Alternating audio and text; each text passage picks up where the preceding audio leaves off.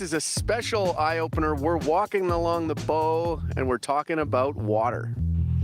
Calgary.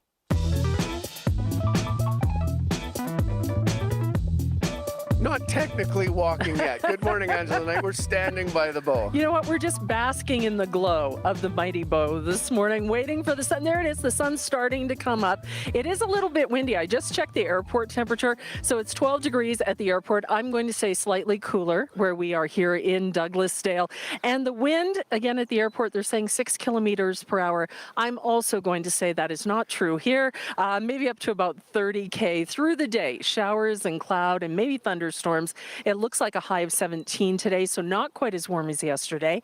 And as far as traffic goes, we're in good shape. Things are moving smoothly across the city. We have no reports of any delays, but I am still keeping on top of things, even though I'm out here walking. So please give me a shout if you see a problem. The traffic line number is 403-521-1010. While we are out here getting wind blown, Jocelyn Kozak is in the studio, perfectly coiffed this morning with a look at news headlines. Hi, Jocelyn. Hello. Have fun. Thank you. The Calgary Board of Education trustees say $2.6 million has to come out of a reserve fund to balance the operating budget. That, however, is still going to mean bigger class sizes as the CBE continues to deal with massive growth in student enrollment. City Council has voted to set aside more than $200 million in surplus money to deal with cost escalation on capital projects. The city says it's looking at budget escalations of up to 20%. I'll have lots more coming up at 6:30, guys. All right. Thank you very much, Jocelyn. And it is indeed a brilliant sun up over Douglasdale here, 12 minutes after 6. Now, we're walking along the Bow River here in southeast Calgary. Actually crossing a little bridge that goes over some storm drainage. And in many ways, this is the defining bit of water in our city. We love the Bow. We name lots of stuff after it. Our first guest has joined us on this path. Mark Bennett is the treasurer with the Bow River Basin Council. He's also the retired executive director of the council. And he joins us bright and early. My goodness, thank you for getting up. Good morning, Mark. Well, you're very welcome. And it's a pleasure being with you, Lauren. Thanks for the invitation. I love to talk about water. You do? Yes. Why is that?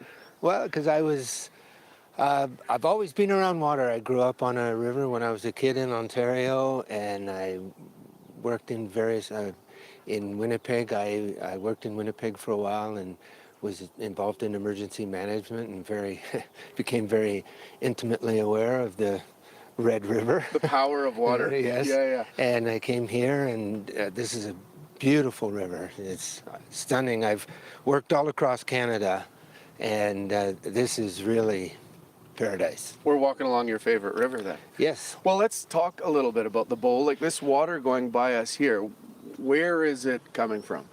Well, it's coming from a variety of locations, but obviously from the mountains. All the East Slope rivers, the Old Man, the Bow, Crow's Nest, Red Deer, they all come off of these slopes.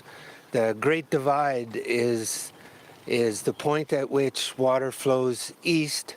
Our water comes off the mountains, eventually ends up in Hudson's Bay after it takes a bit of a circuitous route through Alberta, Saskatchewan, and Manitoba. But from the mountains, some from glacier melt, most of it from snow melt, and the rest is rain or the slow migration of groundwater.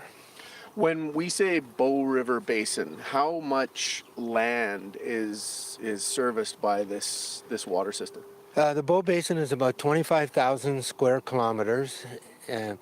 For all intents and purposes, it starts at the base of the Bow Glacier in Banff National Park, and it goes about 650 kilometers downstream, joins with the Old Man just west of Medicine Hat. Over that distance, the Bow drops 1.25 kilometers from start to finish. Oh, wow. So It's a grade. and we're more than halfway. Most of the grade is above us here. It's a bit more leisurely from here down. Now we've gotten a fair bit of rain lately. It depends where you are. Some of that it's been snow in the mountains. Yeah. What's your read on the water level and on the snowpack headed into this season? Well, it sure looks better now than it did a few months ago. I just checked snowpack the other day, and about this time last year, there was no snowpack left, and there's still about 250 millimeters of water equivalent at the Skokie Lodge by Lake Louise. So I would say it's looking pretty good. I'm sure my colleagues in the irrigation industry are very happy with how things have turned out. Yeah. Well, okay, build on that. Like, what is the importance of the Bow River to, and this, the watershed you're talking about, to all forms of life around here? Well, we call it our lifeline. It supports industry, obviously personal health. I mean, first thing you do in the morning when you get up is have a shower. Last thing you do before you go to bed is brush your teeth. So, and in between, water's doing a lot. So, and the water in the Bow it's very busy. We have hydro generation. We support industry, a ton of recreation. People are on or in or near the water, recreating a lot. There's a number of industries, agriculture, obviously, hydro generation. It does a lot. It's the Bow Basin is about 4% of Alberta's land mass. There's only 3% of Alberta's water, but over 33% of the population in the Bow Basin. Yeah. So people are very reliant on this water. So what's the work of the council then? You've got, you're the executive director, now treasurer. I mean, what's the focus, would you say, at this point? Well, the council was originally formed in 1991. Then Minister of Environment, Ralph Klein, who had a great affection for the river, struck a task force because there were increasing concerns, mainly downstream of Calgary, about water quality issues. So the task force did a full in-depth study, and call it a blue ribbon panel, if you will. And one of the recommendations that came out of their report was the creation of a body, which is now the Bow River Basin Council, which is intended to work on issues around water. One of the main purposes of the council is to convene and collaborate. So there's over 400 members in the council. As I mentioned, there's industry, municipalities, First Nations, government agencies, both federal and provincial. We have individual public members. We have a number of related nonprofit agencies, Trout Unlimited, Ducks Unlimited, CPAWS, a lot of interests around water. And we get together, the idea being that, two main purposes the council has is to do state of the water reporting, state of the basin reporting. So we gather information on water quality and quantity, and we typically put together a report. It's now actually a web-based platform. And then that then leads to watershed management planning. So from the state of the basin, that will outline or highlight any challenges that may be present, and then we can bring together the right authorities and expertise to hopefully deal with those challenges. One of the principles of the council is fix the problem, not the blame. Okay. Well, there's been a good amount of that work this year. We appreciate you telling us about it and appreciate you coming out for a walk this morning. Thank you. Okay. And you remind me, talking about showers and brushing teeth, I want to wash my face in the Bow this morning. Anyway, It'll be chilly. Yeah, that'll wake me up. Thanks a lot, Mark. Thank appreciate you very your time. much. That was Mark Bennett. He's with the Bow River Basin Council. Good morning, Angela. Good morning. We're just wandering along the Bow here in Douglasdale, and a few minutes ago, there were some little deer across the way. They were just having a little mid-morning snack, or I guess early morning snack. It is a beautiful morning. The wind seems to have died down just a little bit, so we're going to see some cloud through the day, maybe some showers, maybe some thunderstorms. A high of 17, so we're a little bit cooler today. It's 12 degrees at the airport this morning. Traffic's been moving well. We're not seeing any delays. delays. A couple of things to keep in mind downtown, though. 9th Avenue, right around 5th Street, there's a lane closure there. And then on 5th Avenue, we have those 3 center lanes closed at 2nd Street Southwest. So you really do. It's like a 7-10 split. You've either go to the far left or the far right. Through there right now, the volume is very manageable. We're not seeing any delays. If you do happen to spot something, please call me. The number is 403-521-1010. And while we are up here in Douglasdale, we've got our Eyeopener story producer, Nathan Godfrey, who is downstream with local fishing guide Mike Robertson. Now, Mike runs Bow River Blog Guide fishing tours, and they are actually out this morning trying to catch some trout just east of Policeman's Flats outside the city limits, and that's where we are going to reach them now. Good morning, Nathan. Hey, Angela. How's it looking out there? You know what? It's a beautiful morning out here, and the river's fast, and we're floating in a boat here, and we're trying to, we're seeing what we can do about figuring out where these fish are. And have you caught anything yet? We haven't caught anything yet, no, but you know what? We're about 20 minutes in, half an hour in, and we've got the whole morning ahead of us, so. All right, Mike. Here we are on the Bow River. How good a fishing river is the Bow? It's very, very good, Nathan. You can get a lot of big fish on the Bow River. You get a lot of rainbow trout, brown trout. So yeah, it's a very good fishery. A lot of people come from all over the world to fish the Bow River. Right, like how big are we talking? You know, a lot of fish under like 15, 20, 25 inches, fish up to 30 inches. So there's monster trout in here. Woo. You just got to know how to catch them. Yeah, yeah. Well, you're showing me the ropes a little bit on how to catch them. What's going on with fish populations in the Bow these days? Brown trout populations are pretty fair. They're good, but you know, we've studied the river. University of Calgary studied the river, and we now know that the rainbow trout population has depleted 50%. So we've got to make sure that, you know, we protect the fish. We use proper techniques on how to handle the fish, etc., so we don't lower those numbers even more than they are now. Okay. When we're talking numbers and rainbow trout, brown trout in the Bow, like how can you make an estimate on, you know, how many fish you got per kilometer or something like that? They do studies, Nathan. They come out here. Fish and Wildlife comes out here. Yep. And they do what's called electroshocking of the river. So they count the fish per square kilometer. So we've done that several times. I think the latest one was a couple of years ago, so we know exactly what the numbers are, what we need to do to protect the fishery, you know, what we need to do to enhance the fishery, things like that. So we know, we have a pretty good idea of the numbers here on the Bow River. Okay, okay. How do you figure out where they are when you're going out fishing? That's just developing a pattern, Nathan. Yeah. That's just lots of practice and, you know, getting very intimate with the river. It's kind of like being with a wife or a partner, you know, like you get to know her. If you shop too much, she's not going to be happy. So you get to develop, you know, the patterns or whatever where you know the fish are going to be. Like we're fishing a back pool right now where it's a little slower. So if you look to the left, it's a lot of choppy water there. And over here, it's a lot of kind of slow, calmer water. So, you know, the fish don't always want to be on the treadmill out in that water, so to speak. They want to come and kind of sit on the couch and rest a little bit. So that's kind of where we are now.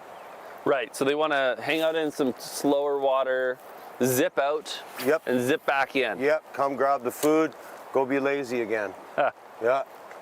So you see a lot of people on the Bow River, you know, fly fishing from the shore. Sure. Is that what we're doing today? We're spin fishing, we're spin fishing from a boat and from a little island. That's correct. What's better for catching fish in the Bow River? Well, you can catch them both. You know, you can catch them from the shore. Obviously, I didn't start with a jet boat and a whole bunch of stuff. I started fishing the shore with my grandpa back in the 80s, right? So, you know, Bow River's very, very good for both. You can do very well in a boat, but you can also do very well from the shore if you're willing to, you know, walk a little bit, put in the time, study the river, figure it out. Even inner city, right in the inner city, you can catch big, big fish inner city. All right, well, we're just getting started here this morning, but how many fish do you think we can catch by 8:30? Well, I hope we can get at least one, Nathan. I did my fish prayers last night. Yeah. You were out on the weekend. How many did you catch? Yeah, we did a couple. We caught a couple. It was just more having fun and, you know, relaxing. It was kind of rainy Friday, Saturday, so it was just nice to get out and enjoy the weather, enjoy the sun. All right. Well, we're going to do our best here and maybe to try to catch some. Micah and I are here going to focus here on trying to catch some trout. Lauren and Angela, hopefully by the next time we chat, we'll have reeled in a few. So we'll talk again soon, all right? That sounds great, Nathan. And don't forget, when you catch that first fish, and we know you will, don't forget to give it a big old kiss. That's tradition when you're out there fishing. Now, Nathan's waiting for his first fish, but we just saw a beaver this morning. I was hoping we would. There it is, yeah, swimming across. I was thinking Excellent. Nathan's got competition, maybe going to come out of the water and show Is he off. going to? We'll have to wait and see. So I don't know. I think Nathan is going to catch a fish this morning for sure. We'll be checking back in with him throughout the show just to see how he's doing, and maybe we'll check back in and it'll be the exact moment he's pulling that fish out of the water. I appreciated the fishing advice and the relationship advice embedded. There are a in lot that. of metaphors in there. That was grand. I do want to hear what the fish prayer was, though, that he was saying last night. For sure, yeah. Okay, well, we put up a fish prayer for Nathan, who's never caught a fish. We're 26 minutes after 6. It's a special eye-opener show. Angela and I are walking along the Bow River here, checking out a beaver in Douglasdale. John Hancock joins us now to talk sports. Good morning, John. Hey there, we should get you caught up on the hockey. Sam Reinhart scored on the power play 72 seconds into overtime to give the Florida Panthers a 3-2 win over the Rangers, and that evened the Eastern Conference final at 2 games each. Rangers host Game 5 Thursday. Edmonton home to Dallas tonight, Game 4 of the Western Final. Dallas up 2-1, 6:30 on CBC. The Western Hockey League champion Moose Jaw Warriors, who are competing in their first Memorial Cup, won their first game, holding off Drummondville 4-3 and clinching a playoff spot. Drummondville went winless and will not make the playoffs. Saginaw Spirit will play the London Knights tonight in the final game of the round robin. Both teams are unbeaten. Whoever wins that gets a bye into first place. And the fifth and deciding game of the Professional Women's Hockey League will be played tonight. Minnesota at Boston. Winner takes home the Walter Cup. Minnesota Timberwolves stayed alive in the NBA playoffs. They beat Dallas 105-100, but Dallas is still leading the Western Final 3-1 with Game 5 Thursday in Minnesota. Boston Celtics waiting for a winner. And in the WNBA, Kia Nurse scored 22 points for the Los Angeles Sparks in an 88-82 win over Indiana Fever. Caitlin Clark finished with a season-best 30 points for Indiana, who lost their third in a row at home. Baseball, Davis Schneider had 3 hits and 3 runs batted in. The Blue Jays beat the White Sox 7-2. Chicago's now lost 7 in a row. Alek Manoah pitches tonight, and the Jays go for the sweep. The Okotoks Dogs beat Sylvan Lake Gulls 17-3 for their third win in a row in the WCBL in baseball. Weyburn over Lethbridge Bulls 9-8. And the new Canadian Women's Professional Soccer League will be called Northern Super League, and it's set to start next April. The league will begin with 6 teams, Ottawa and Montreal joining previously announced franchises in Halifax, Toronto, Calgary, and Vancouver. Teams will play a 25 regular season, and the teams will have a salary cap of $1.5 million. Now back to our walkers, Lauren and Angela. Thank you very much, John. We appreciate it. And there's a bit of traffic here on the trail. We're going to get to traffic in a moment. Want to remind you, though, or let you know that we want to keep you on the radio for sure. But all of this excitement, we're also streaming this on our CBC Alberta YouTube page. So if you want to watch Nathan fish, there's a way to do that. I'm going to get in the mix with these dogs if that's... Oh, don't apologize. My goodness. Hi, puppies. Gorgeous. Yeah. Oh, gosh. Dogs trying to get on the radio. Very good. Have a beautiful walk this morning. Enjoy. All right, that's trail traffic. Puppies. Puppies, yeah, we got sidetracked. Okay, so far it's deer, a beaver, and puppies. Pelicans. Pelicans. geese, of course, all kinds those of birds. Canada geese are out here again. Yeah. Anyway, they are out here this morning. It's been a fairly good morning so far in traffic. For most of the major routes, the volume remains very light, very manageable. I was just checking out Deerfoot Trail in the northeast, and things there southbound are moving along really well. So you're making good time if you're coming in from Stony Trail right down toward Memorial Drive. Now, we're lucky the wind kind of died down here this morning. It's still, hitting a little gust every now and again, but we see some sun, we see some cloud showers. Thunderstorms are possible later this afternoon. A high today of 17. It's 12 at 6:30.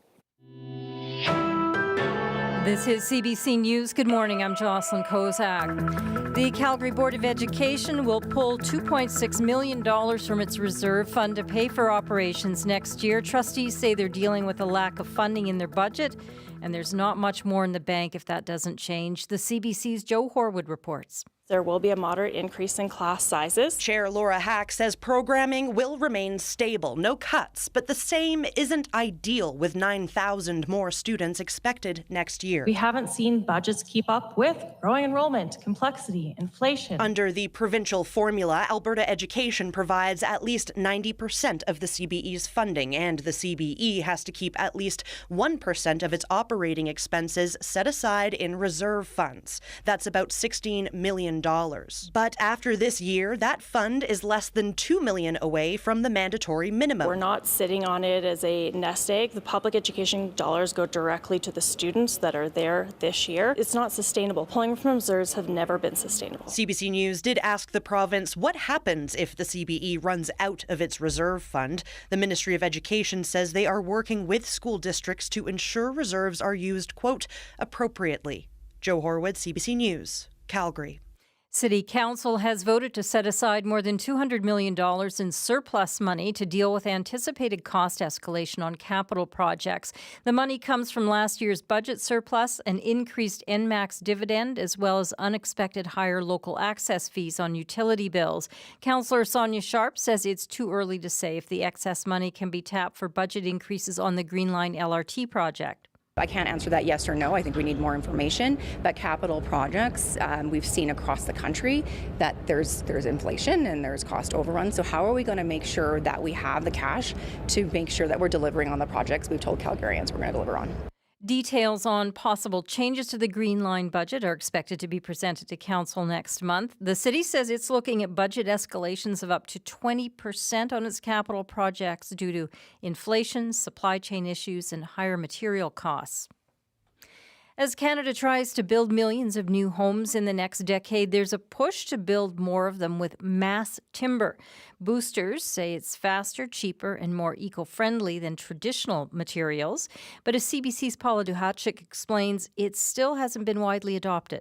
Business is booming. Frank Gannon says that's why Western Arch Rib is building a new plant near Edmonton. The company makes glue-laminated timber, or glue-lam, a type of mass timber that can replace steel beams and columns. Gannon says timber is often faster to work with than steel or concrete. And Calgary architect Kevin Mullen says it's also more eco-friendly. From a carbon perspective, especially as we're moving more and more into accounting embodied carbon within our buildings, wood is generally really the best choice. Mass timber still isn't very common, but interest is growing thanks to changes to the National Building Code allowing taller wood construction. Still, Scott Fash with Build Alberta says in this province, many builders are reluctant to switch. I think we're in this phase of exploration and not quite action. According to federal tracking, Alberta lags behind BC, Quebec, and Ontario when it comes to mass timber construction. Paula Duhatschek, CBC News, Calgary.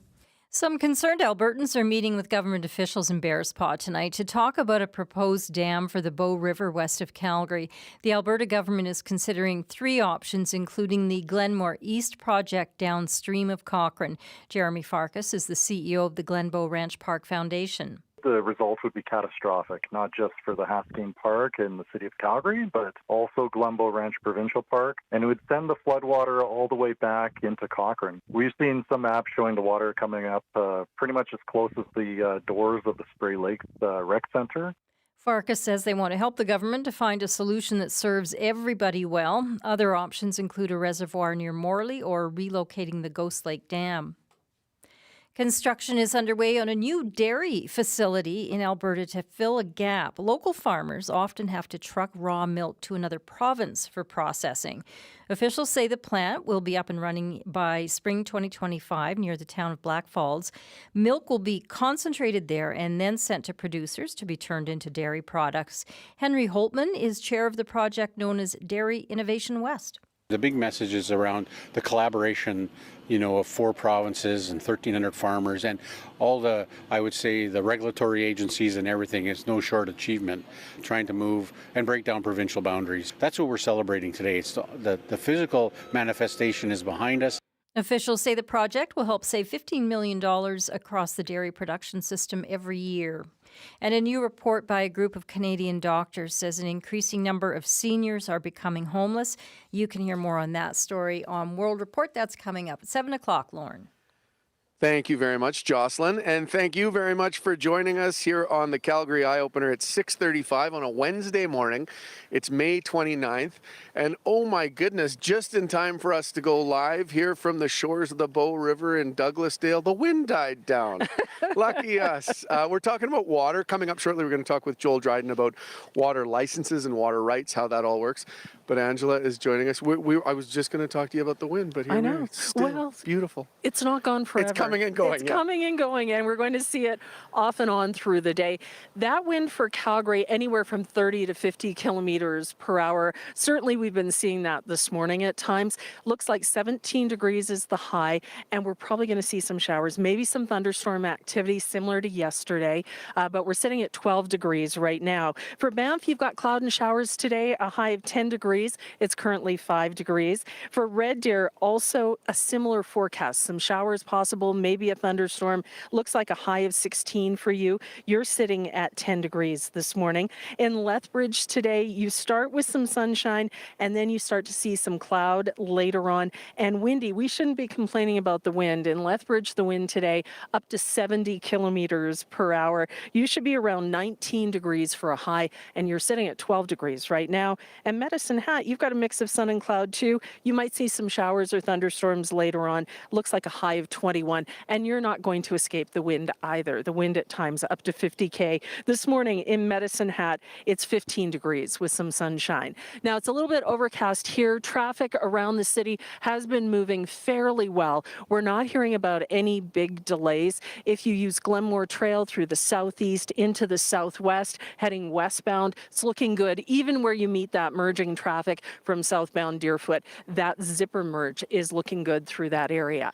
If you do happen to spot a problem, I'm still checking everything. Please give me a call, 403-521-1010. Thank you very much, Angela. And add some, I don't know if they were mosquitoes, but some insects to our wildlife count. Oh, there we go. Yeah, they found us. Check, That's and right. check.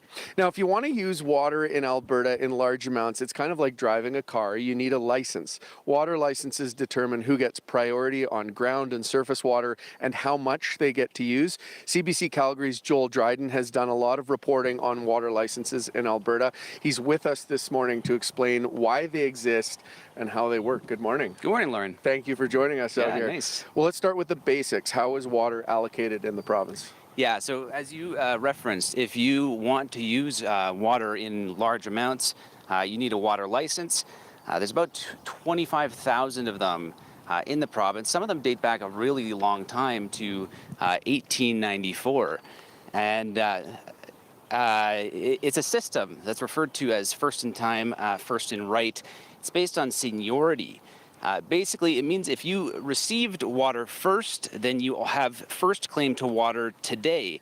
It's also how mining claims have worked in the province. But in practice, it means if you had a license in 1900, you also have first claim on water today. Okay, so that system sounds like it could lead to some competition. Yeah, that's the big concern, especially in the semi-arid southern half of the province. Most of the water in southern Alberta is fully allocated. It has been since 2006. That's when most of the SSRB was closed to new water allocations. So if you want a water license, you have to convince somebody to give it to you. Okay, and how do you do that? You have to turn to the water market, which is as interesting as it sounds. When the moratorium was placed on the South Saskatchewan River Basin, it created the water market. But think about if you want to open, say, a new plant in the south. You still need water to be able to do that. So in this water market, you can trade your water rights permanently, but the challenge here is that this is a pretty opaque market. There's no public record of the value of water rights transfers. Okay, so opaque market, what do we know about how often people are buying and selling water in the province? We know there have been about 400 of these since 2006. And if you paw through your local newspaper, you might see advertisements about these deals. The province is required to advertise each of them, and it's not straightforward. These agreements take a long time to get approved by the government. There have been some notable ones. Cross Iron Mills is an example of that. That project ran into some issues during construction. It couldn't access water because Calgary wouldn't provide it, so they had to buy water licenses from an irrigation district. I'm just slowing to look at a spectacular beaver lodge that's in behind us there. Yeah. So what licenses does the city of Calgary hold, and can it technically use it all, even if that means there's not enough to go around downstream? Right. Well, you're actually able to view water licenses online through the provincial government's website.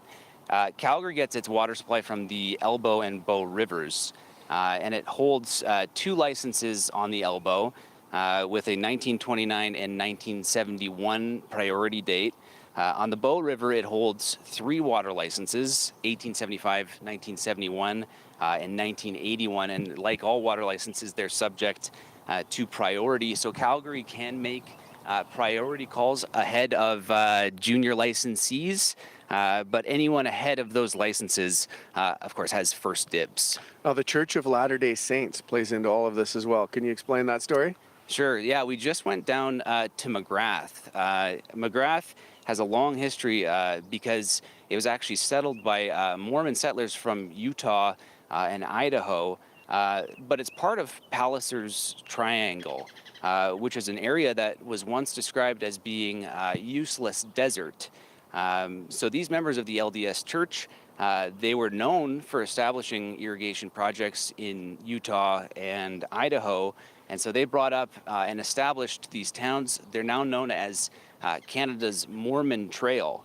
And so today, the McGrath Irrigation District, for instance, holds one of the most senior water licenses in the province. And of course, they're very proud of the history behind those licenses. So what does that tell us about the seniority system more broadly? Yeah, I think, you have to think about a community like Okotoks, which has struggled for years to grow. And that's because they don't have enough water licenses to do so. They've been forced to buy licenses. And so, meanwhile, if you're a community like McGrath, of course, you're much more secure in your seniority. And you can imagine this is kind of where the competition arises. It's where that old saying comes from, whiskey's for drinking, water's for fighting over. Okay. So how is the province handling this, considering the way water is in short supply? Yeah, when we saw these really challenging warning signs earlier this year, that's where these water sharing negotiations came out of. This actually happened in 2001 as well. And although senior water license holders do have the legal right to use water first, they agreed to share the shortage. And what that means is senior and junior water license holders all agreed to receive proportionate reductions in their water allocations. So reporting on this, what did you learn about why they agreed to that? The big reason, I think, is because, some of these junior licensees are essential. You take the Lamb Weston potato processing plant near Tabor. You can't have that shut off. Right.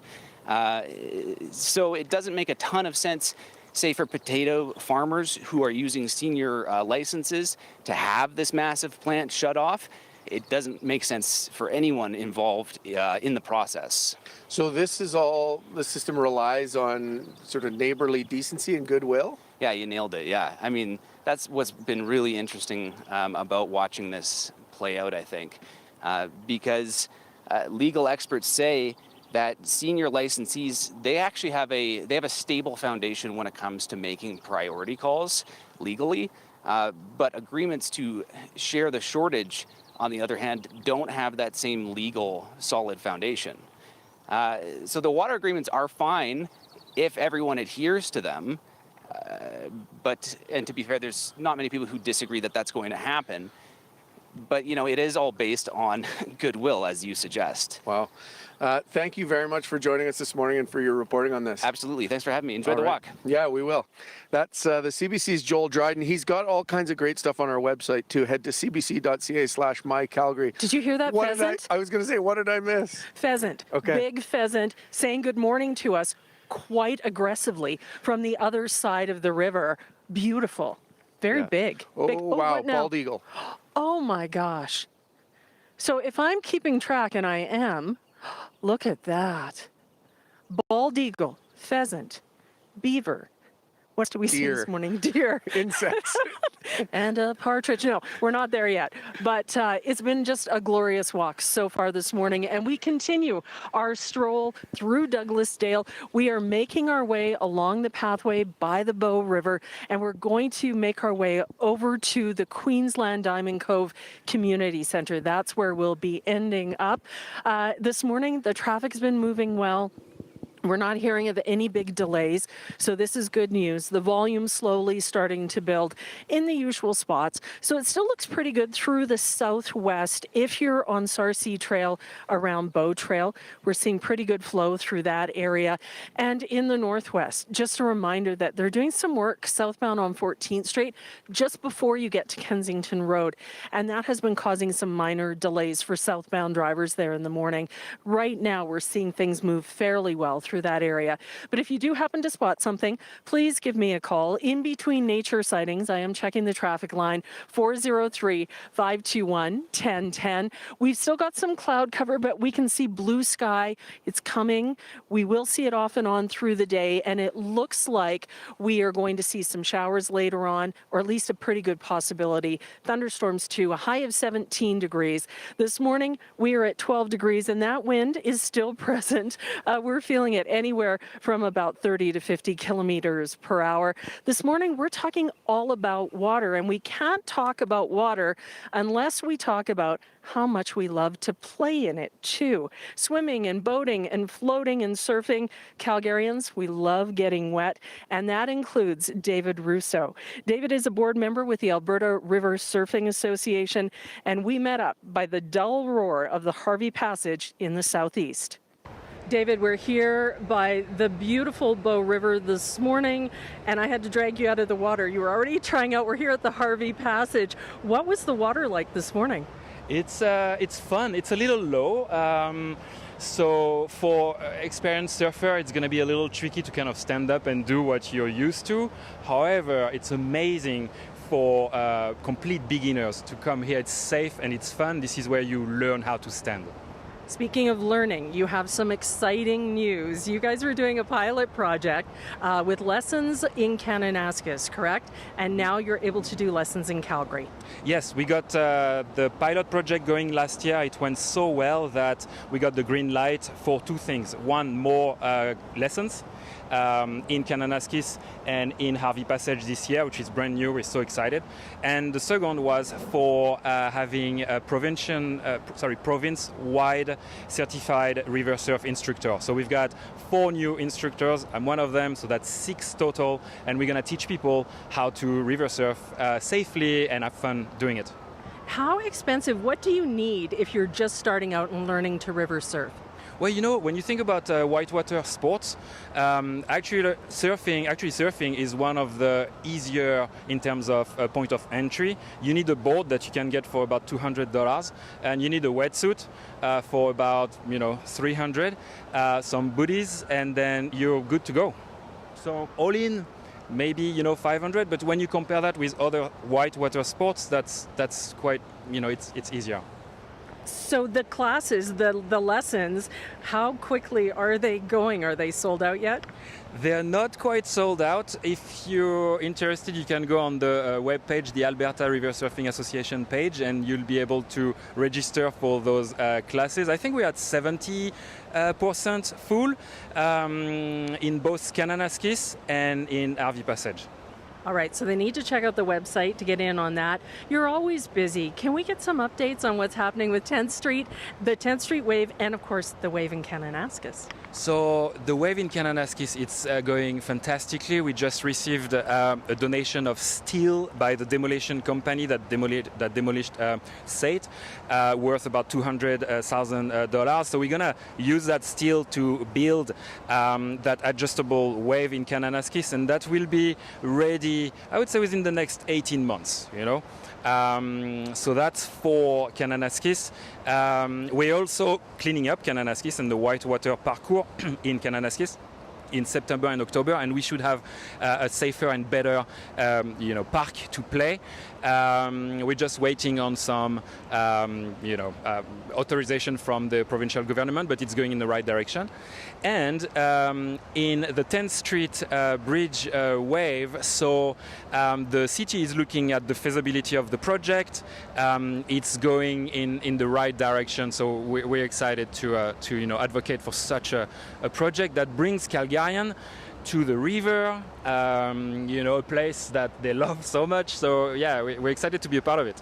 We've been talking all about water on the show.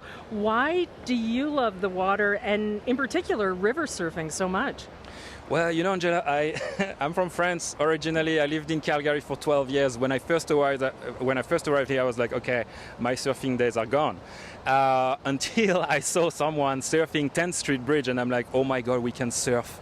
Let's do this. And so water is such an important element for all of us. And when it's, when we can use it safely and have fun in it, I mean, you have to embrace it. All right. Anything else that the association is working on that we need to update?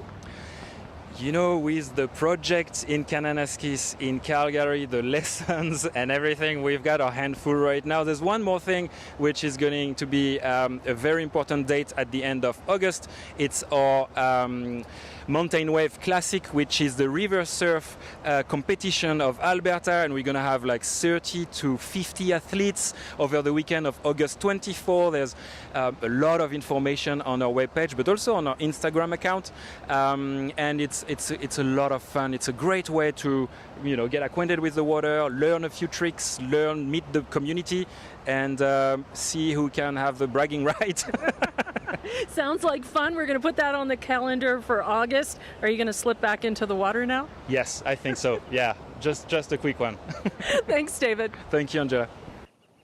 That's David Rousseau with the Alberta River Surfing Association. We're talking all about water this morning, and our Nathan Godfrey is out trying to catch a fish. Hey, Nathan, have you kissed a fish yet this morning? Not yet, but just a few minutes ago, I felt something on the line, and I pulled and I reeled it in, and it was a weedy stick.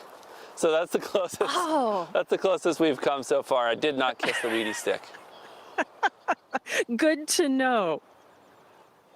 At the moment, I'm just snagged here on a log. I gotta unsnag after we're chatting here. Mike, how's it going over there? Yeah, good, thanks. Beautiful morning. So beautiful morning. What are we trying to do here? We've got lures and we're trying to make these fish think that they're minnows, aren't we? Exactly. We're trying to entice the predatory reaction of the fish. So I'm just kind of moving it, working it, slowing it, stopping it, kind of making, it's dead, it's alive, it's dead, it's alive, just to trick the fish into thinking, okay, we got to eat this thing for breakfast. All right. Well, we're going to keep trying here, Angela. We're going to keep trying to trick these fish, and hopefully we'll get some bites by the next time we chat. All right, Nathan, good luck with those mind games with the fish. Nathan is out with Mike Robertson this morning, and they are trying to catch Nathan's first ever fish. Unbelievable that he's never tricked a fish. Today's the day. Today's the day. I'm feeling it. I like that you've pressurized the situation to get him to kiss his first Naturally. catch. That's what I do. Hopefully we haven't jinxed it. All right. Anyway, nice to hear from Nathan. And a reminder, too, check out our CBC Alberta YouTube page because we're streaming this show as well visually. And Angela and I are here with, bald eagle nesting across the little inflow here. And it's beautiful. And then you can also catch Nathan trying to catch his first fish. Now, we're joined from our CBC Calgary studio by Jocelyn Kozak, who's keeping an eye on the news. Good morning. Good morning. The Calgary Board of Education is pulling $2.6 million from its reserve fund to balance its operating budget. Some concerned Albertans are meeting with government officials in Bearspaw tonight to talk about a proposed dam for the Bow River west of Calgary. And Calgarians have until May 31st to get their applications in for Neighbour Day. A permit will allow for road closures for celebrations on June 15th. I'll be back after World Report. All right. Thank you very much, Jocelyn. It's 6 minutes to 7 here on this special edition, this walking edition of the Eye Opener. And we're joined now to talk business by Crystalie Ramlakan. Good morning. Hey, good morning, Lauren. So to start off our business report, I'm going to talk about a clothing company in Canada, Gildan Activewear, and shareholders have now voted overwhelmingly yesterday for founder Glenn Chimandy to be back on the board of the company. So he was already reappointed as CEO a few days before that, and the t-shirt company has been going through turmoil for months. Some activist investors have been campaigning for Chimandy's return. He was pushed out by the previous board, but now he is back and that board is out. But this is not the only issue facing the business. Like many clothing makers, there are allegations of human rights abuses in its supply chains. A group of shareholders brought a motion to the AGM yesterday calling on the company to increase oversight at its factories. This was aimed at labor practices at a factory in Honduras, which has since closed, but that motion failed. For more on this, here's Sarosh Kuravilla, who is a professor of labor relations at Cornell University and an expert on supply chains. People are easily swayed by low prices. That's what is the most important thing for a large part of the consuming public. In Europe, the European Parliament actually passed laws because they were concerned about this. So right now, in the US and North America, we don't have a way to hold companies accountable for what they do in another country unless that country takes action. The BC General Employees Union, which brought the resolution forward, says even a minority vote in favor of it signals that some shareholders are unhappy with how these issues are being managed. Moving to the banking sector, credit rating agency Fitch Ratings has downgraded its outlook on TD Bank to negative from stable. The agency says there's uncertainty stemming from the multiple investigations the bank faces about its anti-money laundering practices in the U.S. Fitch says the bank could face monetary and non-monetary penalties, which could mean barriers to further acquisitions in the U.S. It also says efforts to address the bank's shortcomings could divert focus from ongoing operations. TD reported results last week that showed its profits were down 22% from last year, largely because of a $615 million charge it took related to one of the investigations. But TD says other rating agencies have so far maintained their stable outlook on the bank. Looking at the markets here, in the overseas markets in Europe, stocks are falling after the worst session in a month. Germany, the UK, and France are all down. In Asia, markets are mostly lower as investors assess consumer confidence data from Japan. So Japan is down, Shanghai is up, Hong Kong is down. Oil is up 53 cents to $80.37 US per barrel. Gold is down $14.10 to $2,365.20 US per ounce. And the dollar is down 0.13 of a cent to 73.15 cents US. And Lauren, that's your business news for now. All right. Thank you very much, Crystalie. Appreciate that.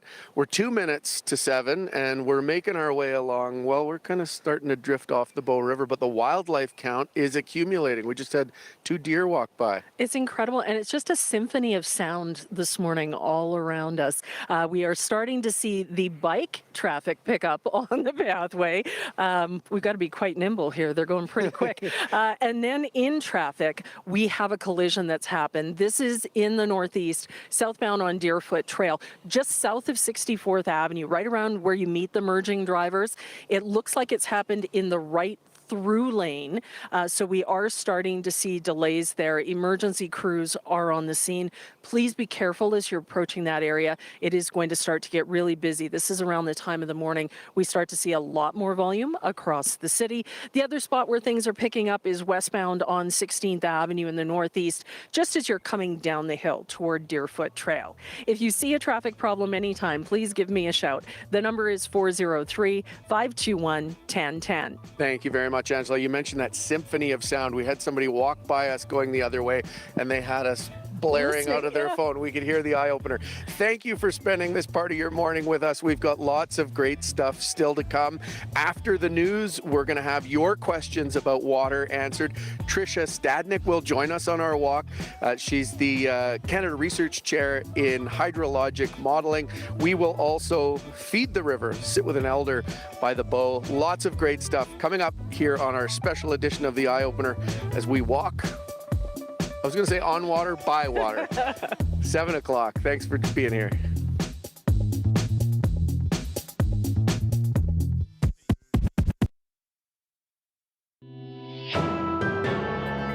This is World Report.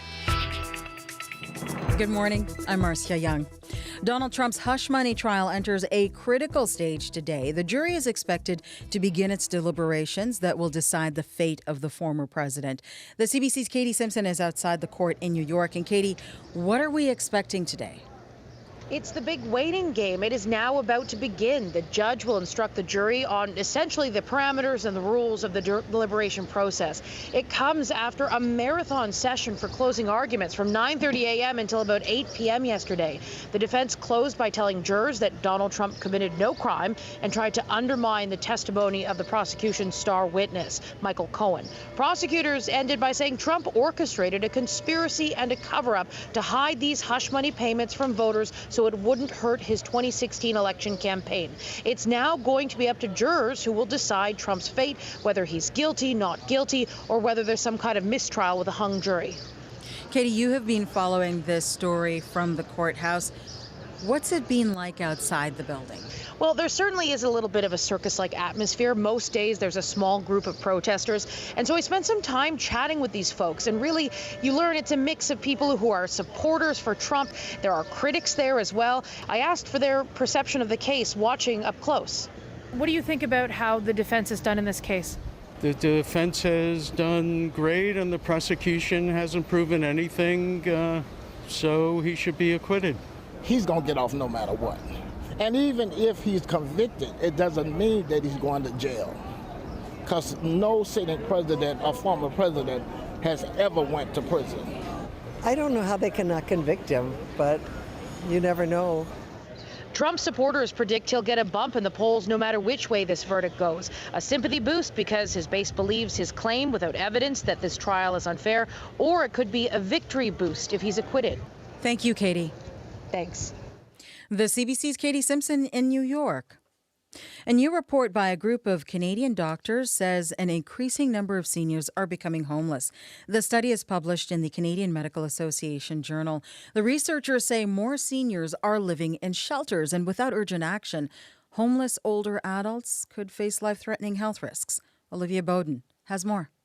It's a very big and complex problem. Dr. Gillian Alston says more older adults are using shelters across Canada. She and her colleagues in Toronto published new research on the issue. They point to federal government data that shows 32% of Canada's shelter population are older adults over age 50. The doctors also note that people are typically classified as seniors at an earlier age when they are in shelters. That's because they tend to experience physical and cognitive decline faster when homeless. Alston says vulnerable seniors are losing their income due to health issues and then are losing their housing due to the increased cost of living. Especially if there's isolation and no family advocate for the individual, may then end up not paying their bills, being evicted. Christine Shepard specializes in aging research at the nonprofit The Wellesley Institute. Institute. She says this problem is only getting worse due to the housing crisis. And we really need to develop a housing strategy that is focused on the needs of older adults. The federal government does have programming to support homeless seniors.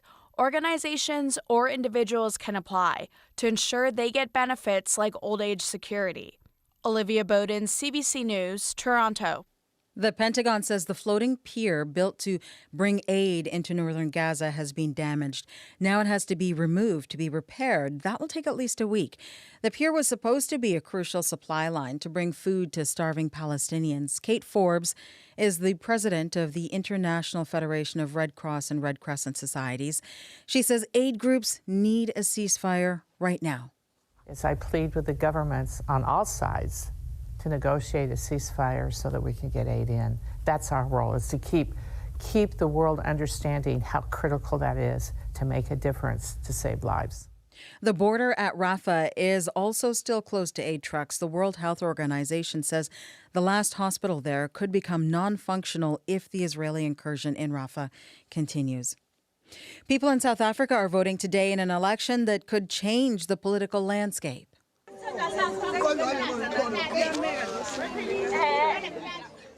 Voters wait to cast their ballots at a polling station in Durban. The outcome could see the ruling African National Congress lose their majority. The party has won 6 successive elections since the end of white minority rule 3 decades ago. But polls suggest this time the ANC is drawing less than 50% of voter support. It is still expected to win the most seats, but it would need to build a coalition to stay in power. Allegations of government corruption, high unemployment, and soaring crime rates are being blamed for the discontent with the ANC. Northern India is experiencing scorching heat. Officials say one part of Rajasthan hit 50 degrees Celsius yesterday. And today, Delhi hit a record-breaking 52.3 degrees. It is a major problem in classrooms.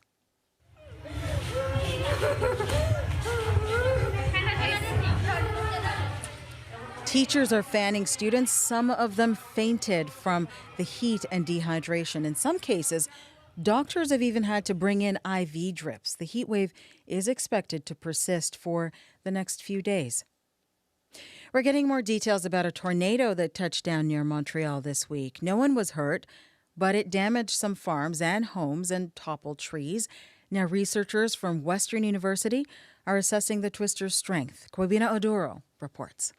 I was in shock. Moments before the tornado touched down in Daniel Gilina's area, he knew he had to act quick. So I grabbed my dog and jumped into the basement. And time I got off the floor in the basement and got back up, it was all gone. It was all done. When he walked outside, he saw his roof was gone, his barn totaled, and his swimming pool unusable. Well, that's where the adrenaline kicked in. And the shock of the total destruction of everything that I've built over the last 4 years, it was heartbreaking. His wife, Julia Asseltine, wasn't home at the time, but when she saw the damage... Sad that we've lost so much in such a short period of time. It is emotional. I keep wanting to cry, actually. Their house is David Levesque's childhood home.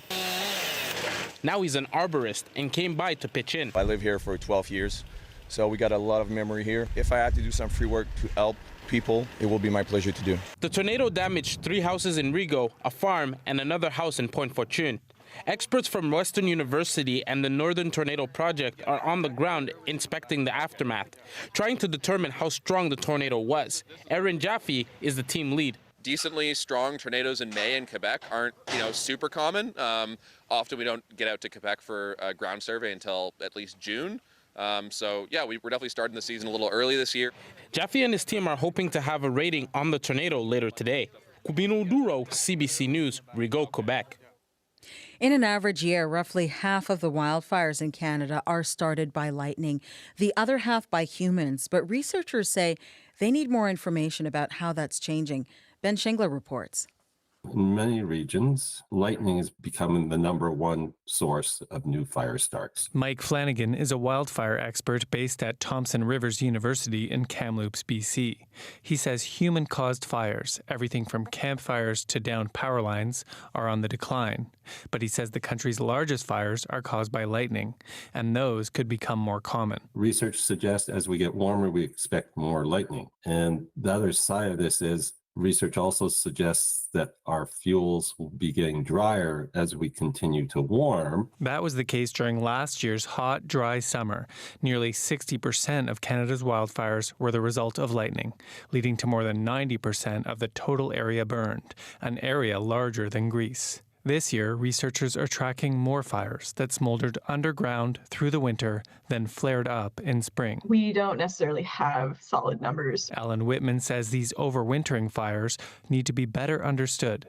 She's a wildfire scientist with Natural Resources Canada. And we're noticing them more, and it's possible and very likely that they are changing, but it's also we don't have a great handle on how common they were in the past. Each province and territory keeps their own records of how fires start. John Little with the Canadian Forest Service says the federal government is working to make sure these records are consistent so they can understand what's behind these fires and find ways to prevent them. Ben Shingler, CBC News, Montreal.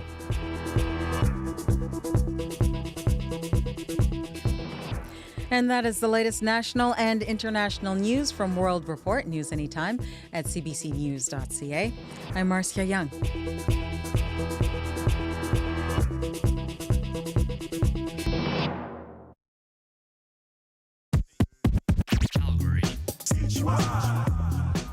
Good morning to you. Thank you for joining us this Wednesday morning, May 29th. I'm Lauren McGinnis, and I'm standing on a bridge over the Bow River. It's a special eye-opener. We're talking about water this morning.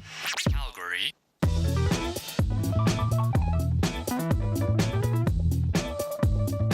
We're always talking about bridge decks and ramps, and here we are, Angela Knight. Good morning. About to cross the bridge. Good morning. Yes, we have some cloud cover this morning. 9 degrees where we are. It's 12 degrees at the airport, and 17 is the high for today. So we'll see a little bit of sun, but a lot of this cloud cover through the day. Showers, thunderstorms, also a possibility late this afternoon. It will not rain on us this morning as we're out for our stroll. Now, we've seen a lot of people on the pathway here, whether you're cycling or running this morning, walking. We do have one delay in traffic that's causing some problems in the northeast. Southbound on Deerfoot Trail, south of 64th Avenue. There was a collision there in the right through lane. Emergency crews are there. They've moved it over to the right shoulder. So still a distraction for drivers, and the delays go back almost to Country Hills Boulevard. So please take care through that area. We are out here on the pathway this morning in the southeast. Jocelyn Kozak is in the studio keeping an eye on things, and she joins us now. Hi, Jocelyn. Hi, Angela. City Council is setting aside more than $200 million in surplus money to deal with cost escalations on capital projects. The city says it's looking at escalating costs of up to 20%. The Calgary Board of Education says $2.6 million has to come out of a reserve fund to balance the operating budget. It's still going to mean bigger class sizes as the CBE deals with massive growth in student enrollment. And Alberta is lagging when it comes to building with mass timber. That's a type of wood building material that can replace steel and concrete. And we'll tell you more about it at 7:30. All right, thank you very much, Jocelyn. It's 12 minutes after 7, and we are on a special edition of the Eye Opener as we talk about water and we walk along the Bow River. We're about to cross a bridge. Now, for this show, we put out the call to you to hear what questions you have about water and to answer as many as we can. Tricia Stadnick is ready to walk across this bridge with us. She's probably actually overqualified for this. Tricia is the Canada Research Chair in Hydrologic Modeling and a professor at U of C's Schulich School of Engineering and Faculty of Arts. Good morning to you. Good morning. Thank you very much for doing this. Let's My get pleasure. rolling. Yeah. Before we get to questions that came in from the audience, we have had a fair bit of precipitation over the last few weeks, which has been welcome in a lot of ways. Are we still in a drought? Yes. Okay. Absolutely. Absolutely. Yes. So we all have to remember, we've had a lot of rain for sure, but we have to remember that this is the time of year where normally river levels are the highest, right? This is the time of year where we start to see the rain and the snow, and we would fully expect some flooding on the banks. And if you look at the banks as we've been walking along, we certainly don't have flooding. And so that's an indication that we're still much lower than where we should be and ideally where we want to be, because that water needs to sustain us through the entire summer. Yeah, when we think about drought or water shortage and a time horizon, how do you think about what we would need to kind of overcome where we're at? Yeah, I mean, it's really difficult to put an exact number to it because these systems, I mean, you wouldn't need me. Any monkey would be able to do the calculations if it was easy, but all of these systems that handle water in the environment are interconnected. So we have the mountains, which are pretty far away. You know, we heard that the Bow River watershed is 25,000 square kilometers. As we move downstream, we have surface water, lakes, reservoirs. Then there's the groundwater system. All of these systems work together to provide the water that we see here. And we can see what's on the surface. We can't see what's below the surface. But we do know, I did a quick check yesterday, groundwater levels are pretty much at an all-time low right now. Okay. So we're not there yet. What we see on the surface is just a fraction of the system's recovery. When I look out here over the Bow River, I see wildlife and water and beauty. Do you just see like the Matrix kind of thing? Pretty much code, numbers, yeah. No, I see the wildlife and the beauty too. That's why I do what I do, right? That's why I love what I do. Okay, well, let's get to audience questions. We've got one here from Daryl. He asks, why don't we simply make more water? And I think he's referring to cloud seeding. Can you explain what that is and how it could make a difference? Yeah, for sure. So we do cloud seeding here in Canada, but generally speaking, we do cloud seeding for the purposes of protecting against extreme weather. So here in the city of Calgary, we protect against hail. We don't do it to create precipitation or to create rainfall because, simple answer, you can't create something out of nothing. And if we don't have the clouds and the moisture to begin with, then you can seed all you want, but the only thing that that's doing is trying to coalesce the raindrops that are already up there. We live on the rain shadow side of the mountains, so the moisture doesn't even make it across the mountains most times. That's why Albertans get to enjoy those sunny blue sky days. Right, okay, so the rain shadow, just quickly explain that term. Yeah, so the rain shadow means that all of the moisture as it moves up over the Rocky Mountains falls out on the BC side, although there's not much. Heard about that? Yeah, there's not much there right now anyway. By the time that same jet stream that's moving the moisture across the mountains gets to the Alberta side, there's not a lot of moisture left in the clouds. So you could seed all you want, but there's nothing coming out. Question from David, who brings up the so-called dirty 30s, the extended drought from nearly 100 years ago. He's wondering if you can talk about the cyclical nature of living in an area where water is scarce at times. Yeah. So I think Joel Dryden was on earlier and had talked about Palliser's Triangle and the fact that way back when this area was first settled, they had noted that it's basically a dust bowl or a desert area, not inhabitable. It's only thanks to irrigation that we've been able to really thrive here agriculturally. So this is something that has always happened in this region. It is part of the driest region in all of Canada, and that's not going to change, right? What we are seeing is that climate change could mean that these drought cycles or dry cycles get more frequent and longer, which means that we have to learn to live on less. And particularly when we look at the population change, there's been like a 6-fold increase in population since the dirty 30s. So the pressure on the system is much greater now because there's more people here. We have a question from Chris, and we'll put a version of this to the mayor as well, who we're going to speak to later in the show. But Chris is wondering about our ambitions now for population growth and whether that's realistic given the water situation we're in. Yeah, look, I'm an engineer first and foremost, right? So progress is always going to happen.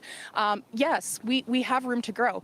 And the reason why I can say that safely is because I know right now in Canada, we tend to use 2 to 4 times the World Health Organization recommended amount of water per person. In other regions that are much drier than us, people live with a lot less and do just fine in terms of growing economy and population. Our population in Canada, any Canadian city, much lower than European cities that also see drought that's much more severe than here.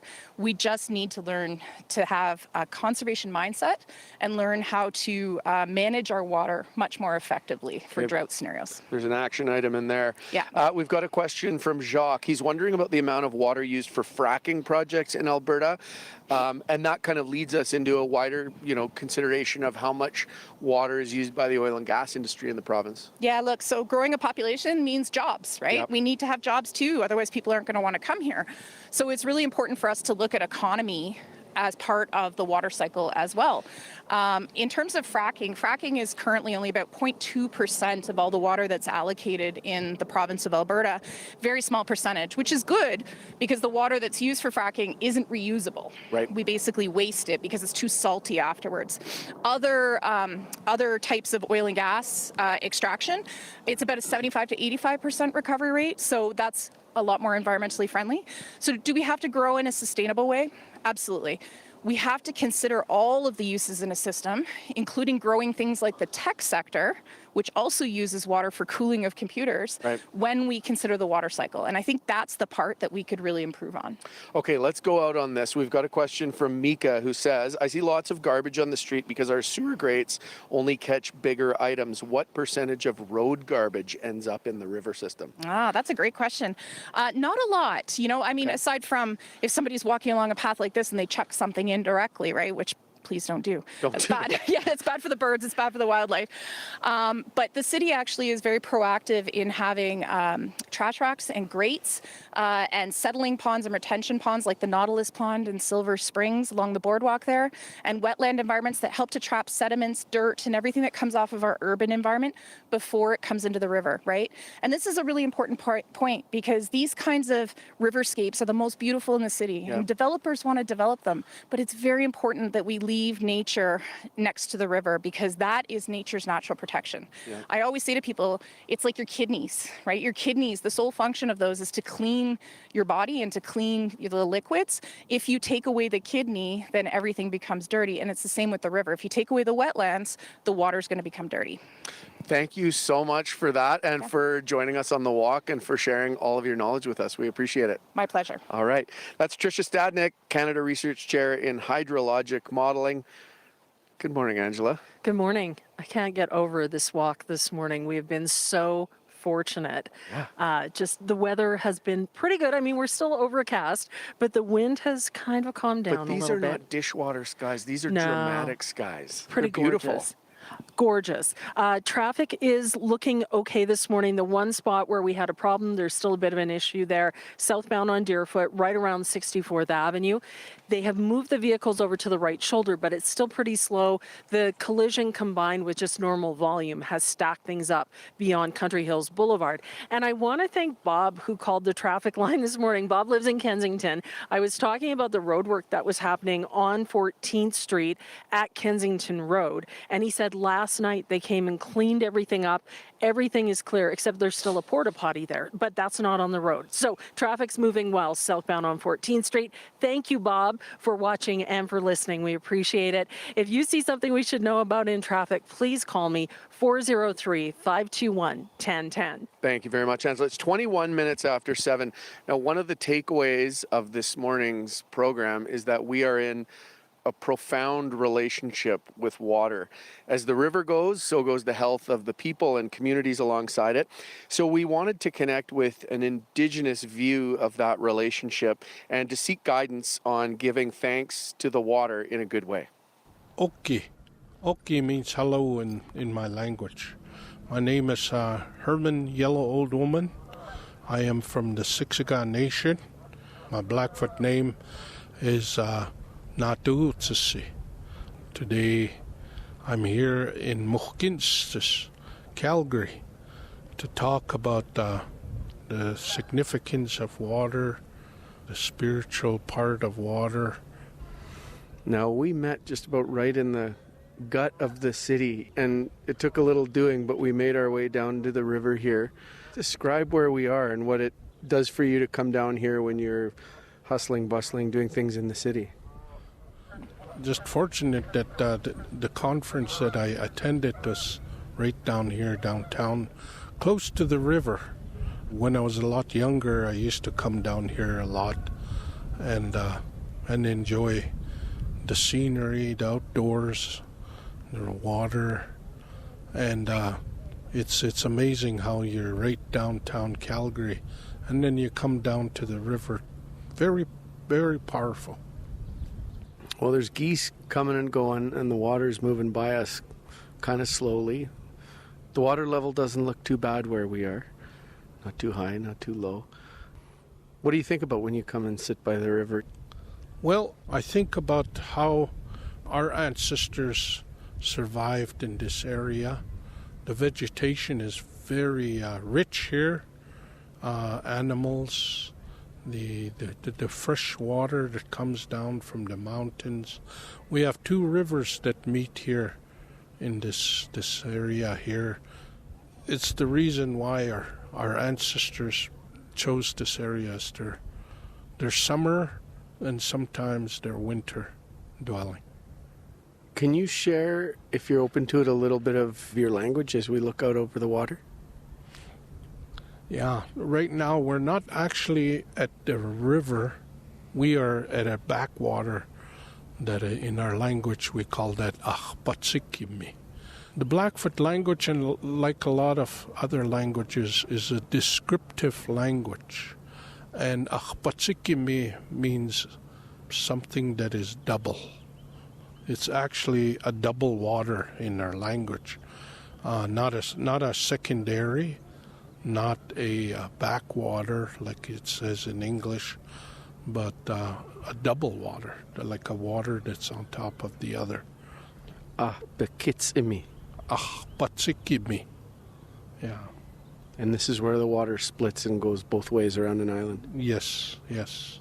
And the island itself is called Mini. And our people normally didn't live in minis. They will dwell there to harvest for a short time, and then they would move to their regular spots. We have a little tobacco. What would be typical as a way to kind of pay our respect to the water? Well, there is a lot of different types of protocol in the Blackfoot way.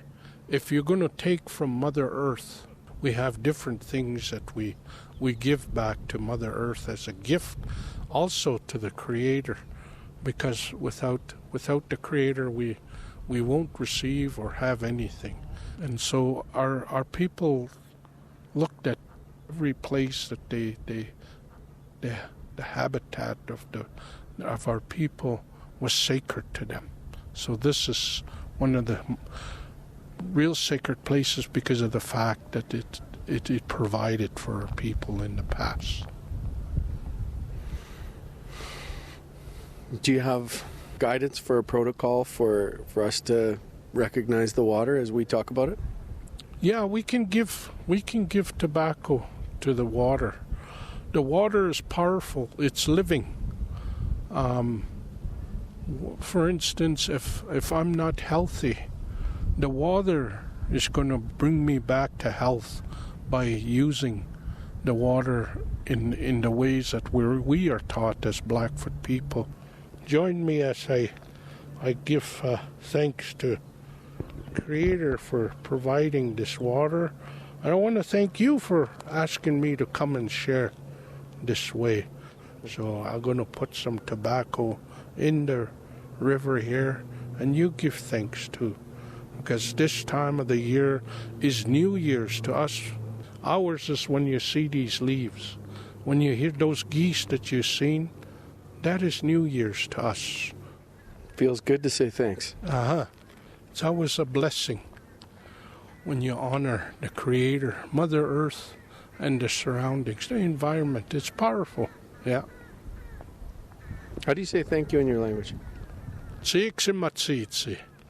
Tsiiksimatsiitsi. So copy. A lot of people have difficulties with that, but you didn't seem to have any trouble with it. Thank you. That's Herman, Yellow Old Woman, an elder from the Siksika Nation. I sat with him by the bow yesterday where it splits and wraps around Princess Island Park. Now, if you're just tuning in, you wouldn't know that our story producer Nathan Godfrey is out trying to catch his first fish in his life. How's it going, Nathan? Hey, Lauren, it's going. I caught another stick here since we talked last. And but we're keeping on going. I'm here with Mike Robertson. Mike is the owner and operator of Bow River Blog Guided Fishing Tours. Hey, Mike. Hi, Nathan. All right, how we doing this morning? We're great. I see fish rising. That's a positive note. So. Yeah, we've seen a few of them there. So what are the regulations here if we catch a rainbow or a brown? Yeah, anything. Catch and release only on the river, Nathan. So we have to release everything. We do it ethically, quickly.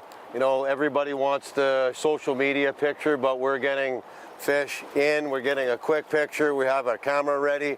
Everything's ready to go. If we do catch something, we're going to get a quick picture, release them right away. All right, well, that's the plan. If we're lucky enough to catch one here, we'll fish here a little longer, then we'll go to another location, and that's where we'll chat to you from next, Lauren. Okay, Grant, thank you very much, Nathan. That's Nathan Godfrey out trying to catch his first fish. And I don't know where kissing the fish fits into the regulations, but that was your assignment to Nathan if he catches one. Well, we'll see. And the pressure's on because we actually, a few minutes ago, had seen an eagle go by us right overhead. The eagle had a fish in its claws. I'm just saying, eagle 1, Nathan 0 so far. There's some pressure on Nathan this morning. We're still keeping an eye on traffic as we progress along the Bow River through Douglasdale. We're heading into Diamond Cove. I want to let you know that there is still that problem southbound on Deerfoot Trail, south of 64th Avenue. It's a collision. It's over on the right shoulder. We do still see some traffic jammed up back to about Country Hills Boulevard in the northeast. And then in the southwest, eastbound on Glenmore Trail, we're starting to see the volume delays. Now, there's no collision or stalled vehicle, just lots of people all headed the same direction at the same time, eastbound Glenmore toward 14th Street. Through the day, we see cloud, we see sun, we see showers, we may see thunderstorms, a high of 17 degrees, and the wind will be present 30 to 50 kilometers per hour. Right now, 12 degrees at 7:30. This is CBC News. Good morning. I'm Jocelyn Kozak. City Council has agreed to use some of its surplus money to deal with escalating costs on its capital projects. It has voted to set aside $207 million as it plans to keep building, but it's still not known which projects will be funded. The CBC Scott Dipple reports. The extra cash comes from last year's budget surplus, part of the NMAX dividend, and a windfall of local access fees due to higher electricity prices. Mayor Jyoti Gondek says now that the money has been set aside, council must discuss how to spend it. In September, you will see during those months administration coming forward with the budget that we can expect to deliberate on in November. And so council will get together at strategic session on June the 25th to look at what the priorities are. Inflation is causing up to 20% cost escalation on some capital projects. Councillor Sonia Sharp says it's a balancing act for council between providing the things Calgarians want and managing the city's reserves prudently. There's going to be overruns and on our capital projects. We have to make sure there's enough money in the reserves. You cannot drain reserves. Council will hear next month about cost increases for the Green Line LRT, but so far it's not clear if any of this money will go towards that project. Scott Dipple, CBC News at Calgary City Hall. Bigger class sizes and no major increase to the supports inside those classrooms. That's the message from Calgary Board of Education trustees as they approve a budget for the next school year. $2.6 million has to come out of a reserve fund to balance the operating budget. Trustee Patricia Bolger is grateful the province increased funding this year, but says that still falls significantly short of what students actually need. The concerning news for me is that we are in essence taking dollars out of the classrooms and thereby marginally increasing class sizes and classroom supports to account for enrollment growth, increased complexity, inflation and increased costs, as well as updated non-ATA collective agreements that are either unfunded or not fully funded. The CBE has added 15,000 students in the last 4 years and expects 9,000 more in 2024. As Canada tries to build millions of new homes in the next decade, there's a push to build more of them with mass timber. Boosters say it's faster, cheaper, and more eco-friendly than traditional materials. But as CBC's Paula Duhatschik explains, it still hasn't been widely adopted.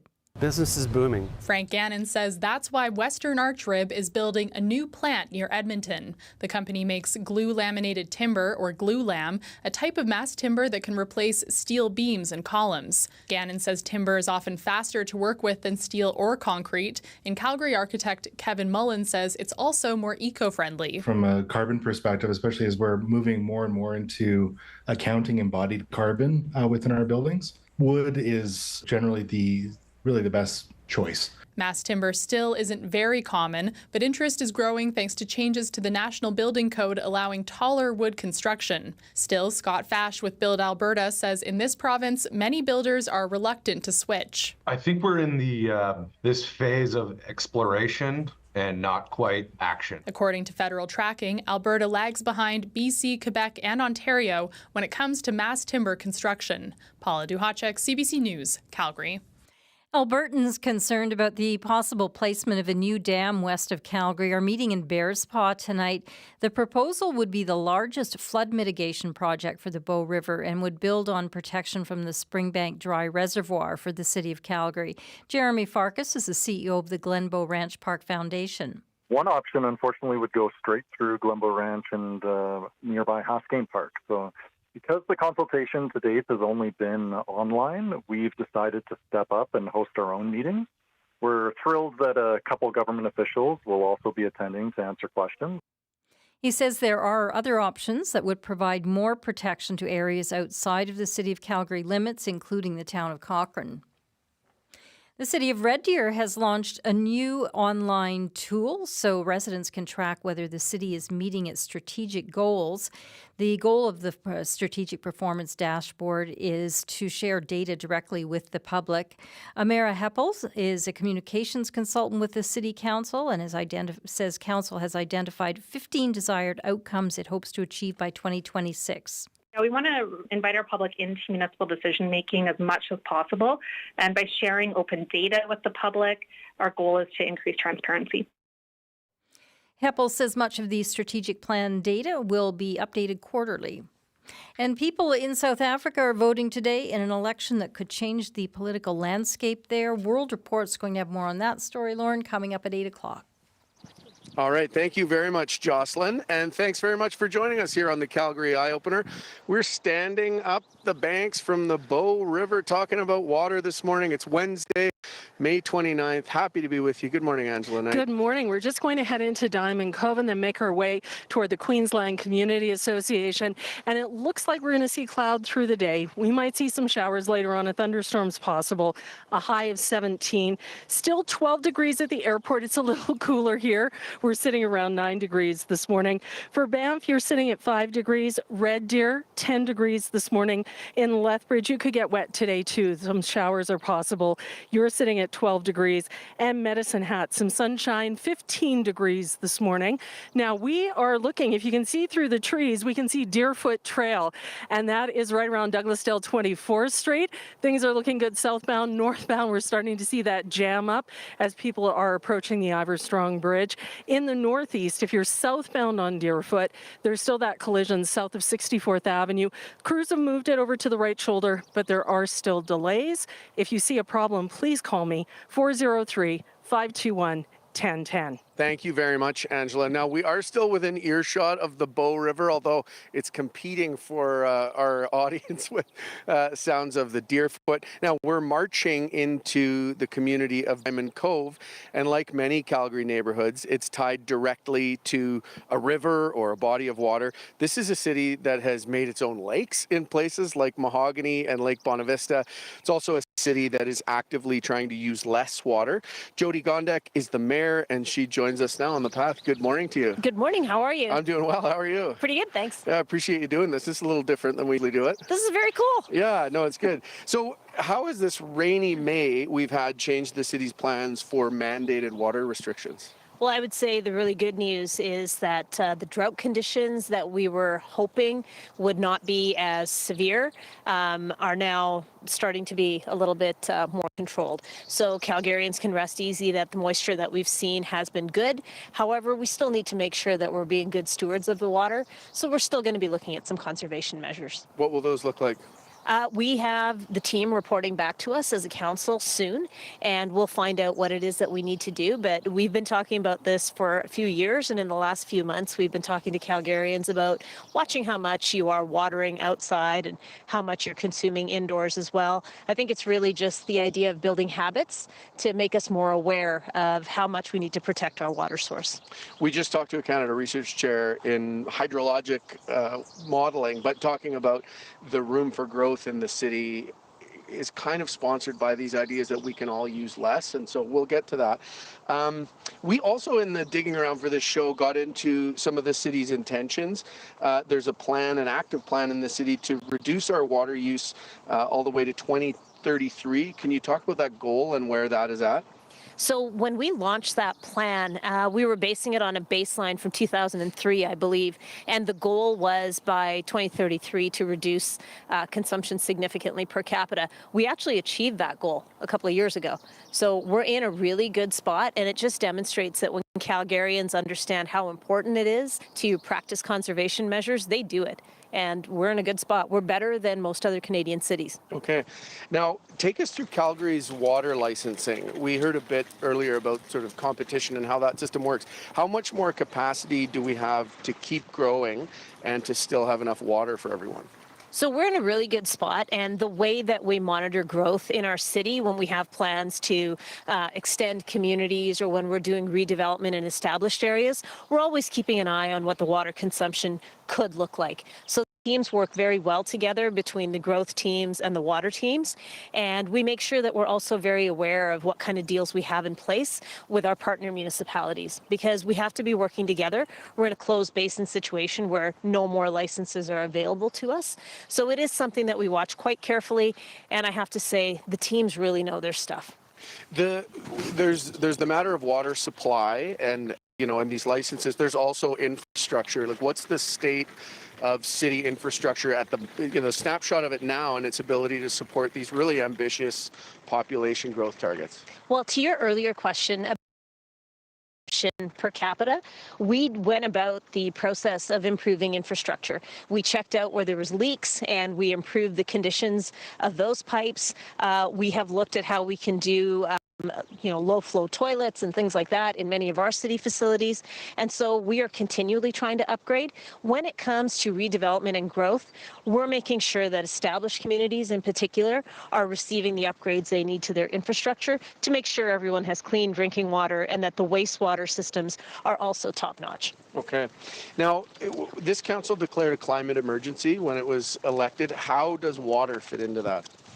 Water fits into making sure that we've got sustainability as a top of mind item as we're growing as a city. If we are all aware of how precious the water supply is, we are much more likely to use it carefully.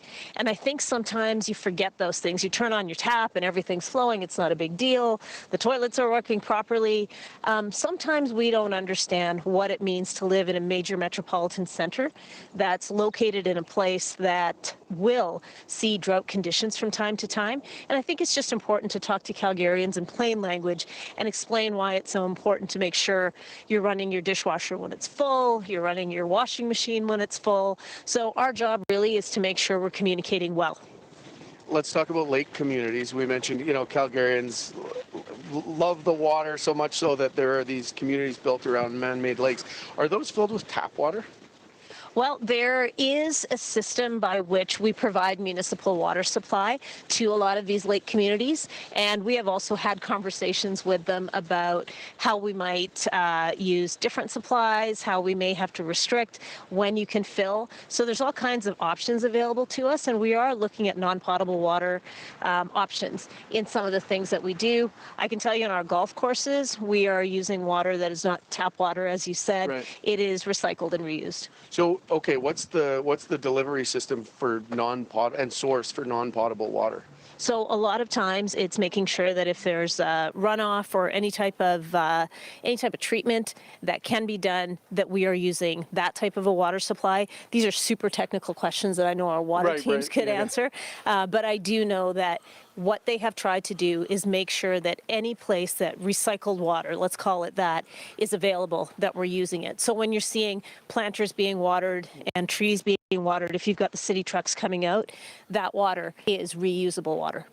How are the lakes, kind of accounted for and factored into a dry year like this year? So there is a lot of monitoring that goes on, and especially earlier in the year when we were looking at whether there might be more severe drought conditions, there were conversations with folks in the communities, with community associations to talk about what they might anticipate should we go into a more severe drought condition. Can Calgary's water supply handle more lake communities, or have we built our last new neighborhood around a lake?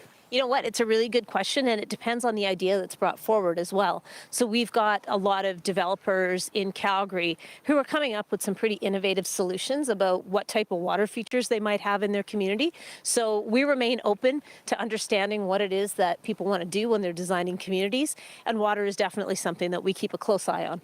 So this show and this season comes at a time when the province is considering another reservoir on the Bow, and it's not sure where. What's the city's position on, whether an additional reservoir on the Bow should happen and where it should be? So the city's position has been clear, and we're really happy to see the provincial government taking action. We know that we need mitigation measures, and there is an active study underway. There's a couple of different locations that they are exploring, and we continue to work with members of the community, not only in Calgary, but also our regional partners, to make sure that the location that's chosen is the best in all possible ways. And we're just happy they're moving forward on that work. So what would the city's sense of the best location be? We have to wait until they've got those study results in, so we're making an informed perspective known to them. Yeah. Okay. Well, thanks for joining us this morning. I appreciate your time. Thank you. It's good to see you. You too. Thanks. That's Calgary's Mayor Jyoti Gondek bringing us to 16 minutes to 8 here on this special edition of the Calgary Eyeopener. We were walking along the Bow. Just for drama's sake, I'll stand on a manhole to keep this connected to our water system. We've walked up into Diamond Cove and are in an alley on our way to the Diamond Cove Queensland Community Association setup. Yeah. So. And here in Diamond Cove, it's a smaller community. They only have, these are the roadways that you'll find in Diamond Cove. There's Diamond View, Diamond Point, Diamond Terrace, and Diamond Drive. And all of those routes are looking good this morning. Probably the busiest just on Diamond Drive as you're trying to access Bow Bottom Trail and make your way north or southbound through there. We still have some delays in the northeast, and that is because of that collision southbound Deerfoot, south of 64th Avenue. But it is in the process of being cleared. It's all over on the right shoulder. There are still some delays there. There's some congestion. If you see a traffic problem, please let me know. It's either pound or star 1010. Thank you very much, Angela. Now, depending on where you are this morning, whether you're in your home or your office or you're hitting the road to work, you may have a creek underfoot, way underfoot in some cases. Calgary has a network of subterranean creeks and waterways, and there are people working to protect those, to tell the story of those. Surface in some cases. Simone Lee is just such a person. She's president Confederation Creek, and I sat with Simone beside a creek right at the point it goes under a bridge and then cascades underground and out of sight. We are in Confederation Park where Confederation Creek gets entombed again. What does entombed mean? It gets put underground and runs down to Nose Creek, which it is a major tributary to at what used to be the Rona on Edmonton Trail. It's just a short stretch of it that you can see. The rest of it's all underground and maybe out of sight and out of mind? Well, it's completely out of sight and out of mind. The city is very aware of this creek because they know when they put various parts of it underground. And if you're curious about where it is, if you drive along North Mount Drive, you can see that there's a lot of schools there with big grassy meadows behind them. And they didn't build there because they knew there was a creek there underground. So for 1967, Confederation Park was created by a group of Calgary citizens who came together to rehabilitate this stretch of the creek that had been used as a dumping ground, basically. And they planted every tree in Confederation Park, and they created a natural courseway for all of the waters that come off of Nose Hill and have always come off of Nose Hill to run through the park. So it's babbling today, although it's starting to rain and it's getting cold. So by the way, I appreciate you doing this under the circumstances. But this thing can, I don't know, is rage the right word? Can get moving. What we heard from the city of Calgary was that sometimes it's the size of a little creek and sometimes it's the size of the Elbow River. Wow. Yes. So what is the work from your perspective of protecting this creek, of celebrating this creek, of sharing the story of this creek? Well, it's a lot of consciousness raising, but it's also, there are some things working against us. The province of Alberta briefly claimed Confederation Creek as a creek during the time of the proposed Highland Park golf course development, and then they rescinded that. And we just say, when is a creek not a creek? And if they were to claim it as a creek, its bed and shores would be protected for 30 meters on either side of it. And then we could also look at trying to clean it up. Why do you care so much about this? I mean, again, we're standing with our feet just about in the muck, but why do you care about this underground creek? Well, I'm fascinated by the hidden hydrology because there is water everywhere. Water is life. Water is so important to us, especially in these times of drought. We have water here that we don't even know about or acknowledge. I also think that it's the hubris that we think we can engineer our way out of all sorts of problems, whereas, water always wins. Water always wins. Yeah, well, water will have its way. It's bigger than us. You'd mentioned something of a hidden creek. Do you mind to show me, or secret creek? Do you mind to show me? Yes, I'll have to take you there. Let's go. Okay.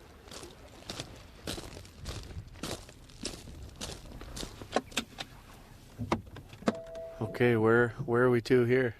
I have brought you to Queen's Park Cemetery, and we're going to go and find the most beautiful little groundwater creek you've ever seen.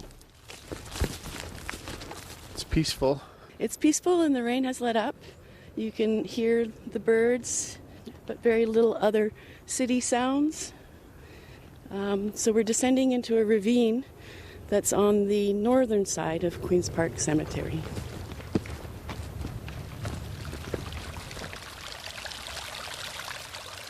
Aha, Eureka, water. Eureka, water. It's just appearing. There's a little gully, and seemingly out of nowhere, water has started to fill it. Not the rainwater. In the wintertime when it's snow covered, you just see these fingers of water coming and accumulating.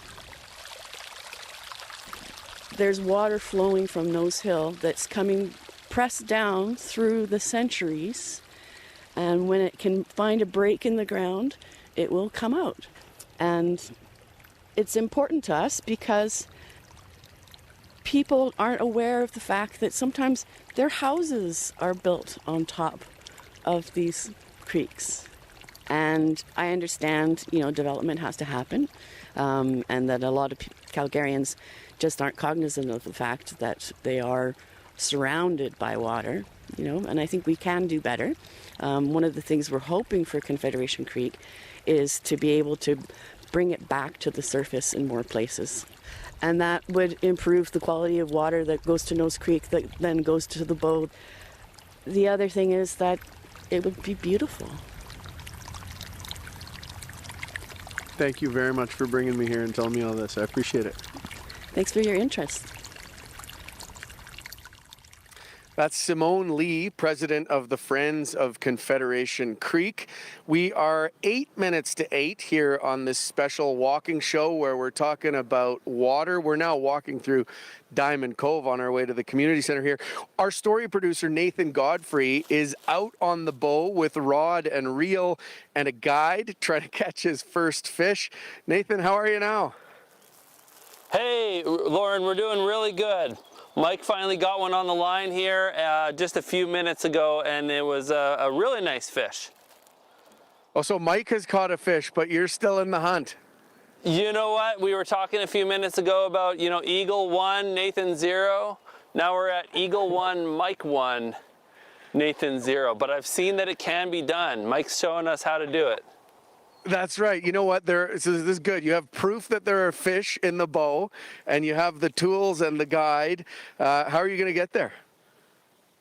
Well, let's ask Mike. Mike, how are we going to get to the point where we can catch another fish here? We're going to send them the memo again. We're going to put it in italics, brackets, underline it, and they already had their coffee, we know that. So now they're going to have their bagel, and you got the bagel on the end of the line. So that's it. All right. What did you think of that fish you just caught?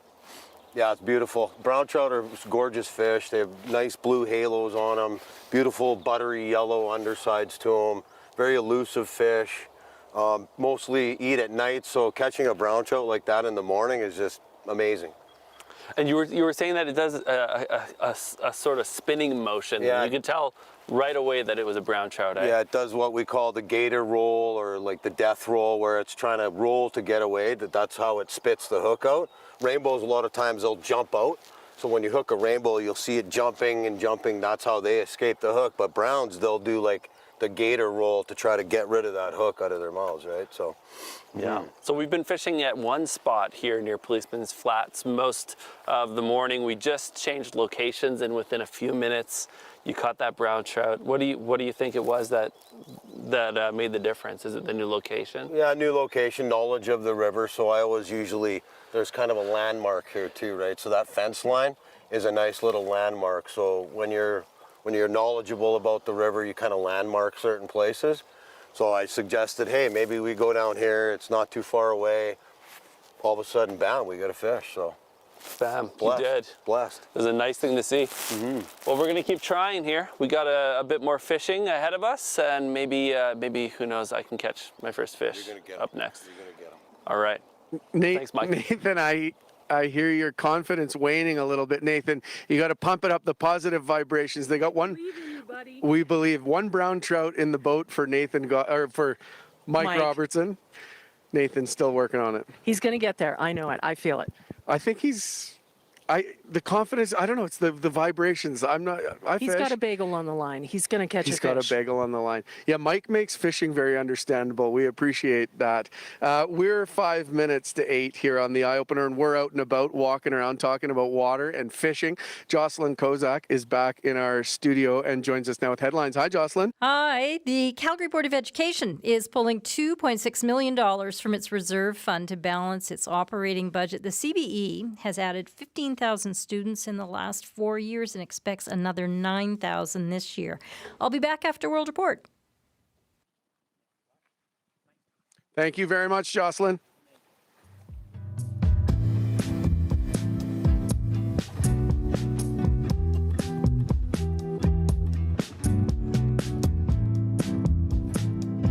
Do you know how much water you use each and every day here in Calgary? Well, the city says the average person uses about 7,000 liters per month.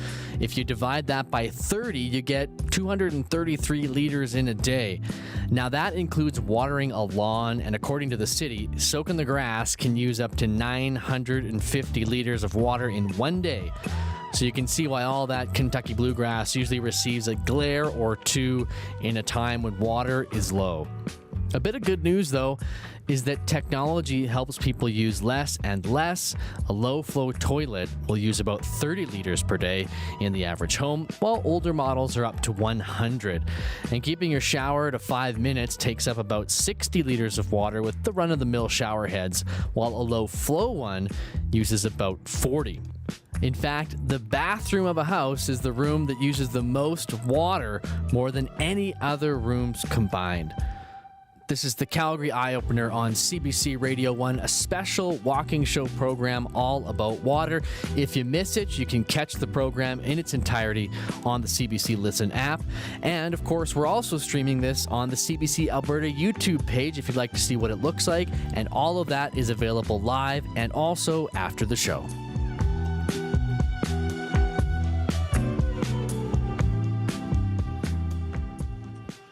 We're 3 minutes to 8 here on the Eyeopener, and I think I see some school commuters. We're now solidly in Queensland. We're at the Diamond Cove Queensland, or across the road, I should say, from the Diamond Cove Queensland Community Association building. We're going to spend the next half hour here after the news, and we'll tell you a little bit more about that. How's traffic and weather? Traffic is looking pretty good this morning. Still some minor delays where we had that collision southbound on Deerfoot, just south of 64th Avenue. And we're here in Queensland at the intersection of Queensland Circle and Queensland Drive. There are 3 queens represented in Queensland. So you'll find roads named after Queen Charlotte, Queen Anne, and Queen Tamara.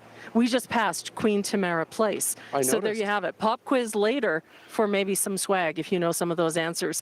Traffic looking good. We are going to look both ways before we cross the street. If you see a traffic problem, please let me know. It's either pound or star 1010. And it looks like, Lauren, look, blue sky. It's starting to be beautiful. The wind just died right down. We're going to hit a high today of 17 degrees. There is the possibility of showers later on, but why wouldn't there be? We're talking about water today. Why wouldn't there be? I'm pleased that we haven't been rained on so far this morning. We've been battling a little bit, or battling's the wrong word, but anyway, we've been walking through a bit of wind. Now, coming up after the news, we're going to have a conversation about Queensland and, you know, a kind of reflection on life near the river in one of these communities. By the way, you showed me a photo. I want to say it's the fish that Nathan Godfrey caught, who's out fishing for our Mike show Robertson caught that bad His boy. guide, Mike Robertson, but a beautiful brown trout. My goodness, good size and just that pattern. Gorgeous. I don't think Mike kissed it, though. It seems less significant in Mike's life to catch a fish than it will be for Nathan Godfrey. I can feel Mike's eyes rolling right now, wherever he is on the river. Indeed, yeah. We got lots of great stuff coming up on the show. We're also gonna, connect with us if you can over the next half hour. I mean, stay tuned to the radio. Check us out on YouTube. You can also pop over to the Diamond Cove Queensland Community Association building. We've got another half hour of broadcasting, and then we'll do a little bread breaking before the end of the morning. We're also going to talk to some students. They're good questions. And thanks to them for putting up a billboard welcoming us. We so appreciate it. Thank you for the welcome. Stay tuned to the Eyeopener.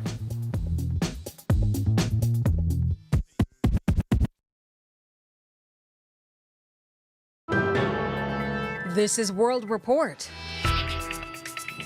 Good morning. I'm Marcia Young. Canada is taking partial credit for the world reaching a new milestone in the fight against climate change. A $100 billion climate finance commitment is now met. The money was paid out by rich countries to poorer countries. It's for the adverse climate effects caused by the pollution of wealthier nations. But as David Thurton tells us, the money is coming 2 years later than promised. So it took us a little bit longer than anticipated, but we did get there. Environment Minister Stephen Guilbeault says the world's wealthiest nations are finally paying up. In 2009, Canada and its peers agreed to pay for the climate damage they've caused, committing $100 billion US annually to poor countries suffering the worst of climate change. A new report today confirms that goal has finally been met. But Guilbeault says not without Canada keeping tabs on other countries, reminding them about their commitments. Well, I think that pressure wasn't there before. Like, that started happening in 2021, and maybe it should have happened sooner. Achieving the $100 billion U.S. finance goal comes as the world prepares for the next United Nations Climate Summit, where nations will set a new global finance target. Environmentalists say Canada, too, needs to up its financial commitment. Caroline Bruyette heads Climate Action Network Canada.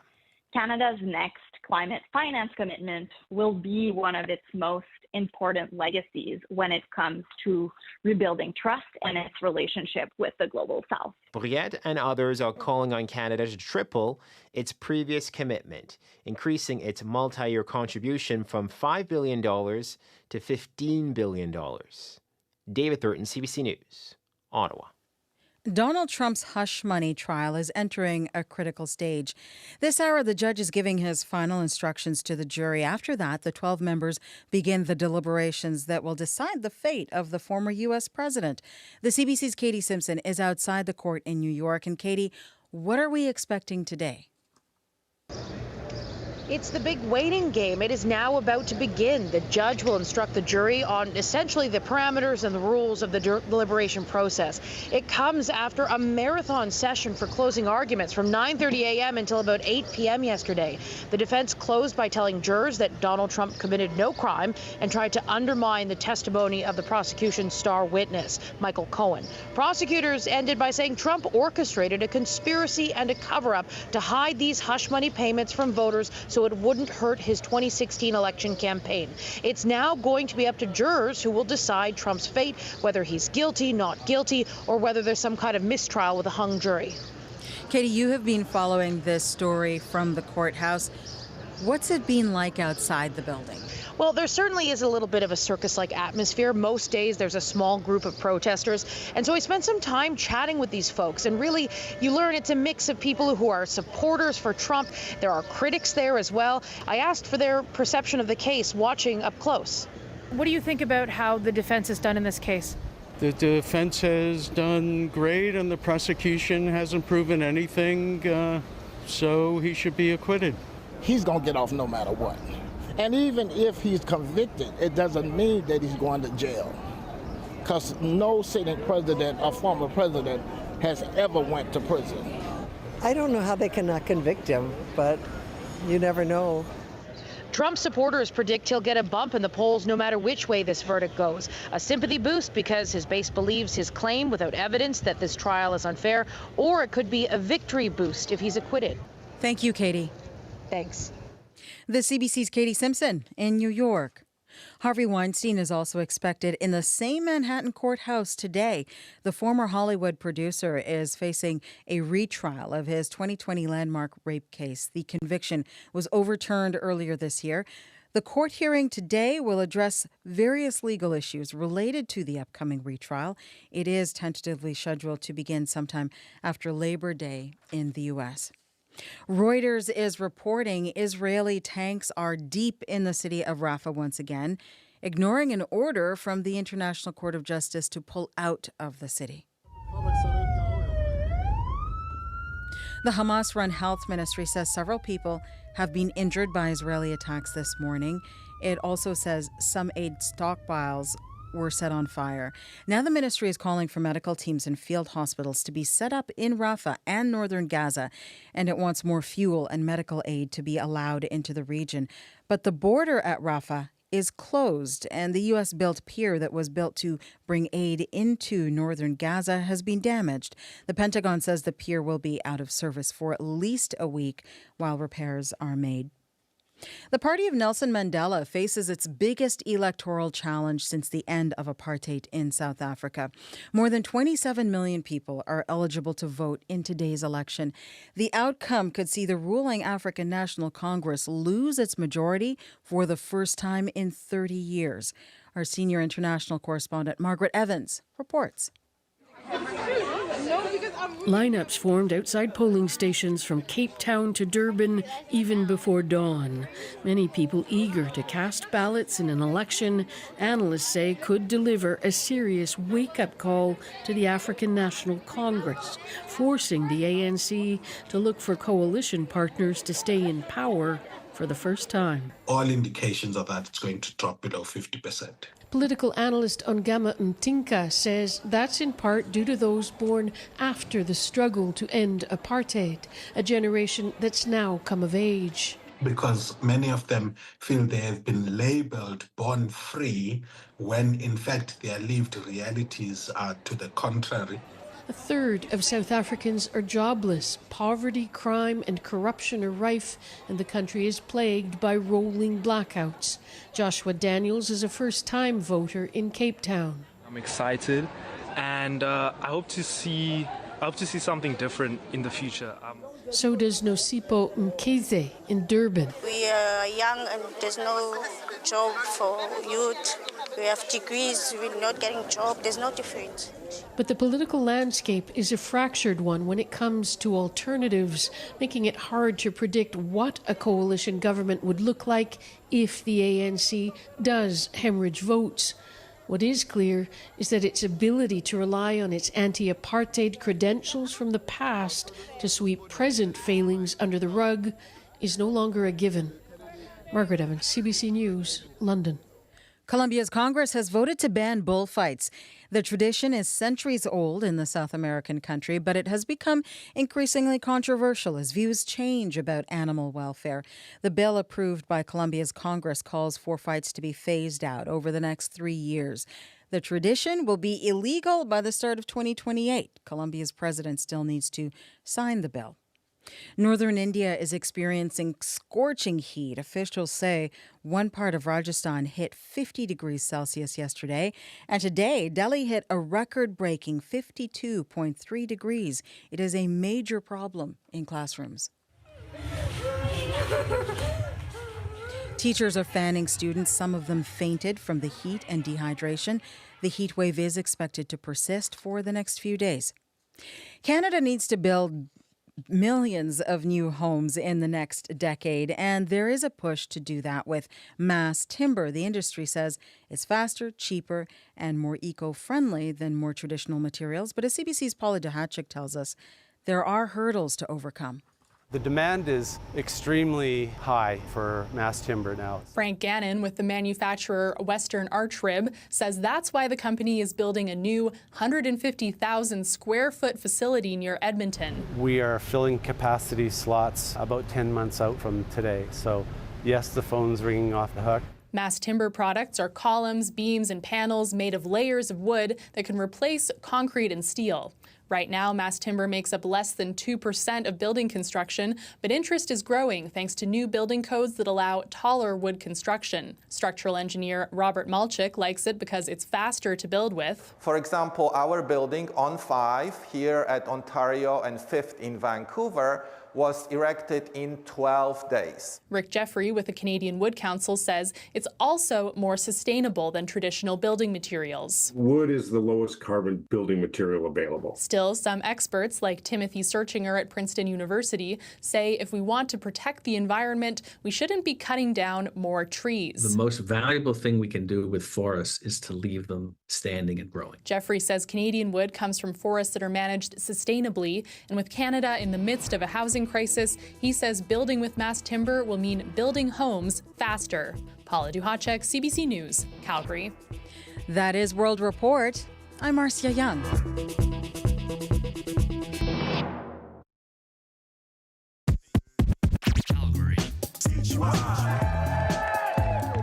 Good morning to you. Thank you for joining us here this Wednesday morning, May 29th. We're at the Queensland Diamond Cove Community Association.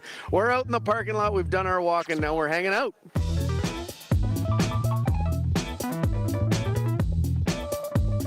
Show this morning focused on water and I guess now let's say community.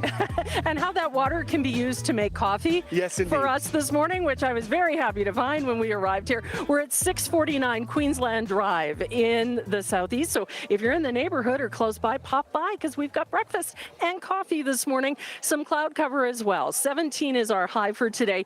We could see showers or thunderstorms later on, but the wind really has calmed down a little bit for us this morning. So it's feeling more like that 12 degrees that we're seeing. In the northeast, there is a collision. It's happened northbound on 36th Street, right around 80th Avenue. So we are seeing some delays there. And that earlier collision southbound on Deerfoot at 64th, that's been completely cleared. Now, if you spot a problem, please give me a call. The number is 403-521-1010. We're here at the Queensland Community Centre, Diamond Cove Community Centre, and Jocelyn Kozak is in the studio this morning, keeping an eye on things there. Hi, Jocelyn. Hi, Angela. The Calgary Board of Education says $2.6 million has to come out of its reserve fund to balance the operating budget. That's still going to mean bigger class sizes as the CBE continues to deal with huge growth in student enrollment. City Council is setting aside more than $200 million in surplus money to deal with cost escalation on capital projects. The city says it's looking at escalating costs of up to 20%. And some concerned Albertans are meeting with government officials in Bearspaw tonight to talk about a proposed dam for the Bow River west of Calgary. We'll have all the details at 8:30. Thanks, Jocelyn. Well, we've made it. We started out early this morning, a couple of hours ago, in Douglasdale at the Douglasdale boat launch, and we took a lovely, leisurely stroll through Douglasdale, Diamond Cove, and now we're here at the Diamond Cove Queensland Community Centre. Again, the address is 649 Queensland Drive in the southeast, and there's so much going on this morning. It was so nice to get here and be welcomed, that the crowd that is here, including the president of the association. This is Martine Murthew. Good morning. Good morning, Angela. How are you? I'm good, Martine. You're a busy woman. Tell me what it's like trying to wrangle two communities in one community association. Well, it takes some time. It just takes a bit of time and to get everybody organized. We got a few people out of Diamond Cove doing our pickleball and helping out in the community. We do have more community members in Queensland helping us out. So yeah, no, it's awesome to have us both together. So just in the little time that I've had to chat with people who are here, so many people said to me, "How'd you do on that hill, Angela?" So I know you guys use the pathways. What's it like living this close to the river? Oh, it's awesome. We love to take our dog out for walks along the river. Going up and down that hill is a little tough, but I love to see the pelicans and the eagles out and see all the fishermen. It's really nice. My kids, when they were young, used to collect clay from the riverside, so it's a lovely place to be. It was a wonderful walk this morning, and we did get to see the eagles and a beaver and a pheasant and just so much sound and so much life. I know you have a lot of things planned this year. Is it June 22nd? Is your 50th anniversary? Yes, from 11 till 3. It's going to be an open house kind. We're going to have activities for the kids. We're going to do a pickleball demonstration. We have, chalk, and we're going to have cake and pizza, so come on out. It'll be a fun time. So always lead with cake and pizza. That is the way to get people always. Now, do you have a really good, strong volunteer base here in this community? We do, because we do a lot of things. We do. We have a community cleanup coming up on the 22nd or 29th of June. There's going to be a community party down by Cornerstone Music, which is giving us our food. We do family dances. We have children's days for spring and Christmas time. So we do a lot of activities here. How long have you actually lived in the community for? I've lived here for 20 years. We came from Somerset, moved here, drove into the community, knew when we drove on the street that we were going to be here forever because we love this community. It's beautiful. Is there one thing that you would say is your favorite thing that keeps you here and you would encourage others to come? Well, just being close to Fish Creek.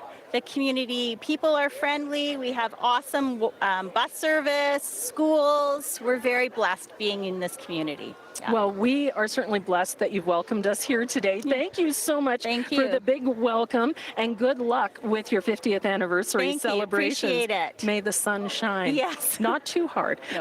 Just enough sunshine to make it all work out. That is Martine Murthew, the president of the Queensland Diamond Cove Community Association. This is where we have ended up this morning. Now, Lauren and I have been strolling along by the river, but our friend Nathan Godfrey is on a quest this morning. This is a man who has never caught a fish before, and he has been out with Mike Robertson, who's a local guide, and he has been trying to catch a fish. The Eagles have caught fish this morning. Mike has caught a fish this morning. Let's join Nathan now and find out. Nathan, have you caught a fish, my friend? Angela, I have good news for you. I caught my first fish. Yep, we were just fishing here right before 8 o'clock. Nathan caught a fish! Nathan caught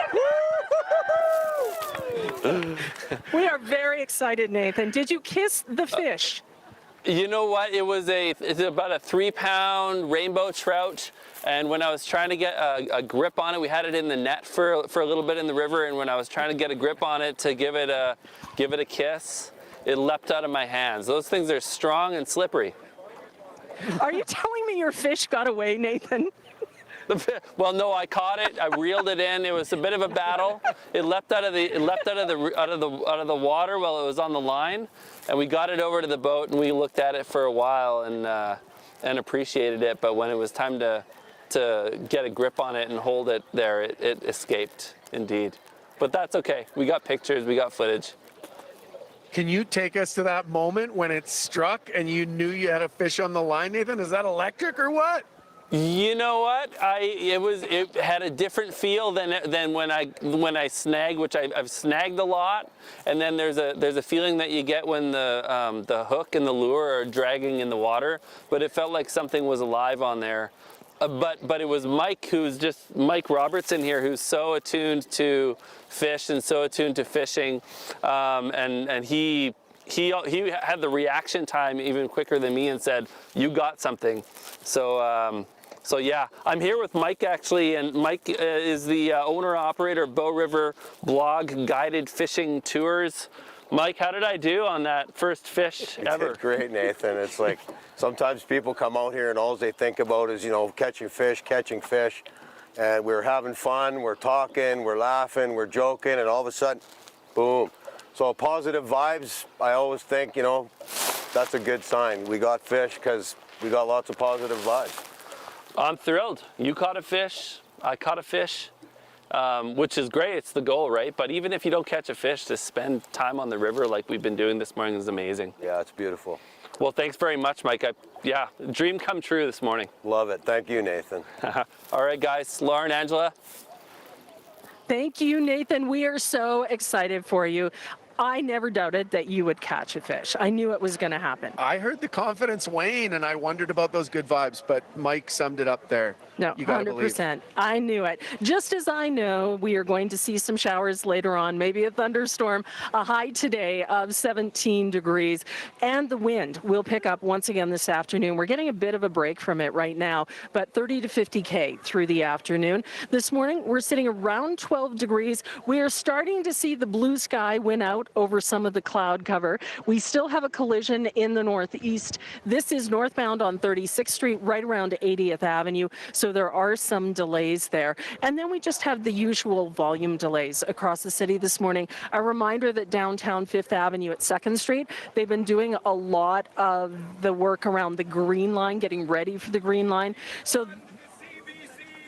So the 3 center lanes are closed on 5th Avenue at 2nd Street Southwest. So you've got to go either to the left or the right in order to get by. So we're just seeing some minor delays through that area. If you do spot a problem, please let me know. The number to call is 403-521-1010. Thank you very much, Angela. We're just about 20 after 8, and we're hanging out here at the Queensland Diamond Cove Community Association, which just happens to be right beside Haltane Memorial School. That's where Elizabeth Bird is a student in grade 3. I don't know if you can hear that, but I just heard the buzzer go off. Elizabeth is with us to tell us a little bit about her school. She also has something to read. Good morning, Elizabeth. Good morning. How are you doing today? Good. Thank you very much for doing this. Now, I was looking around trying to meet up with you, and I noticed you were running around the parking lot saying good morning to your friends, giving hugs to your friends. How do you like being a student at Haltane Memorial School? It's a really fun place to be a student, and it's a good learning place. That's good to hear. Now, I understand you're learning a little bit about the water and land. What are you working on in class around those things?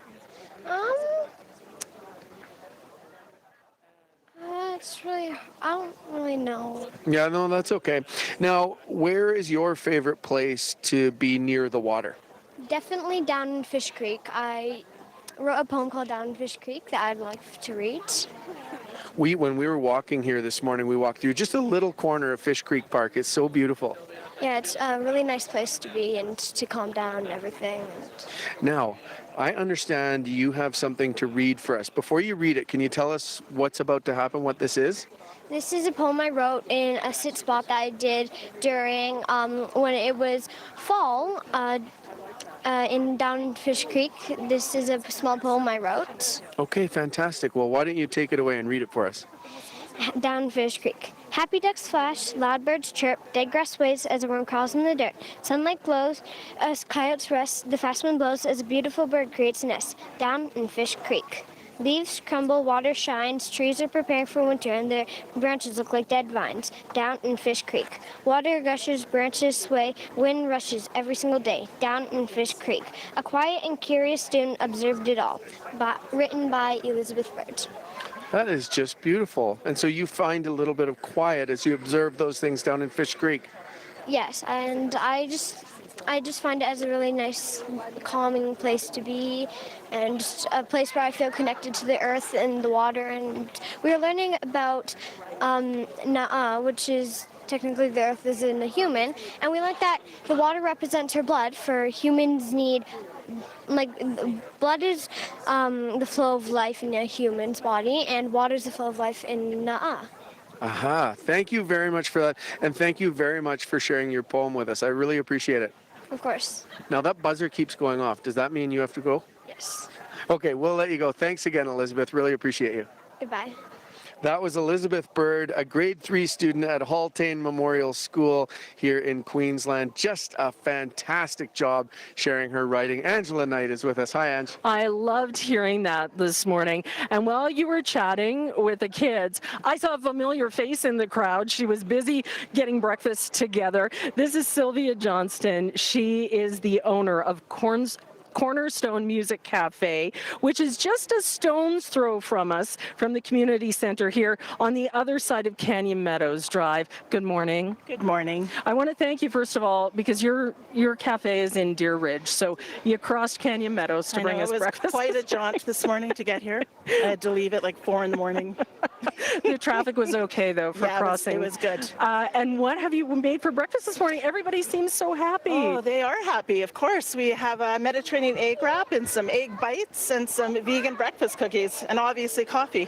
Coffee was the key thing for me. I focused in on it as soon as I arrived. The egg bites looked delicious too. Thank you so much for doing that. And we do want to invite people to still come down and join us. We're here for a little while. So if you want to come by and have a bite to eat and a coffee, 649 Queensland Drive in the southeast. Now, Sylvia, we had met many years ago. We actually did a remote from the Cornerstone Cafe. It has changed so much since those early days. Tell me about some of the expansion that you've done. Yeah, for sure. So we actually in October doubled our space, and so we are, which means we've also expanded our live music.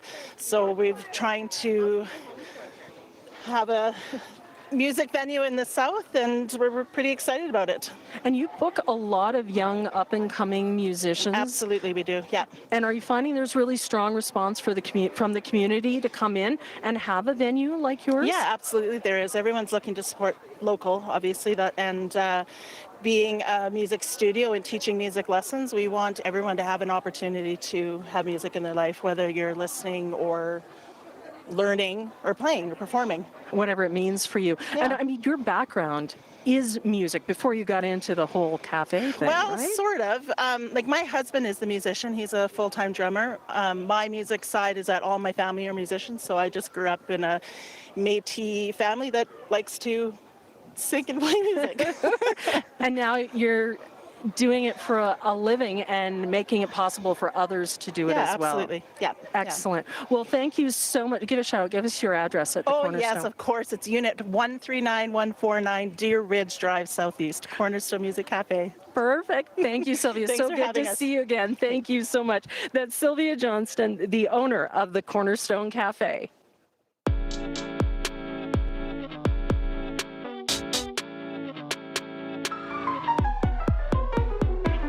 We boat on it, fish in it, and we can hike around it. But do you know how much water the Glenmore Reservoir can store? Up to crest, it can hold about 10 billion liters of water. The Glenmore Dam and Reservoir and Water Treatment Plant were constructed on the original channel of the Elbow River in 1933 to provide clean, filtered drinking water to Calgarians. Back when the plant was commissioned, Calgary had a population of 85,000. Many who had complained about the amount of sand and silt they had to drink at certain times of the year. So there was quite a bit of pressure to build a water treatment facility in the city. After looking at multiple upstream locations, Glenmore was selected for being the cheapest and adequately sized. The dam was built and then the valley was flooded. Now, if you live in South Calgary, your drinking water comes from the Glenmore Reservoir on the Elbow. If you live in North Calgary, the Bears Paw water treatment plant on the Bow provides your tap water. And if you live in the city centre, your drinking water is a blend of both. From May 1st to October 1st, the Glenmore Reservoir is open for fishing, sailing, rowing, and canoeing. Swimming in it, however, is a big no-no. We gotta drink that. This is our program all about water here on the special walking show from the Calgary Eyeopener. Find us on CBC Radio 1, the CBC Listen app, and also on our CBC Alberta YouTube page.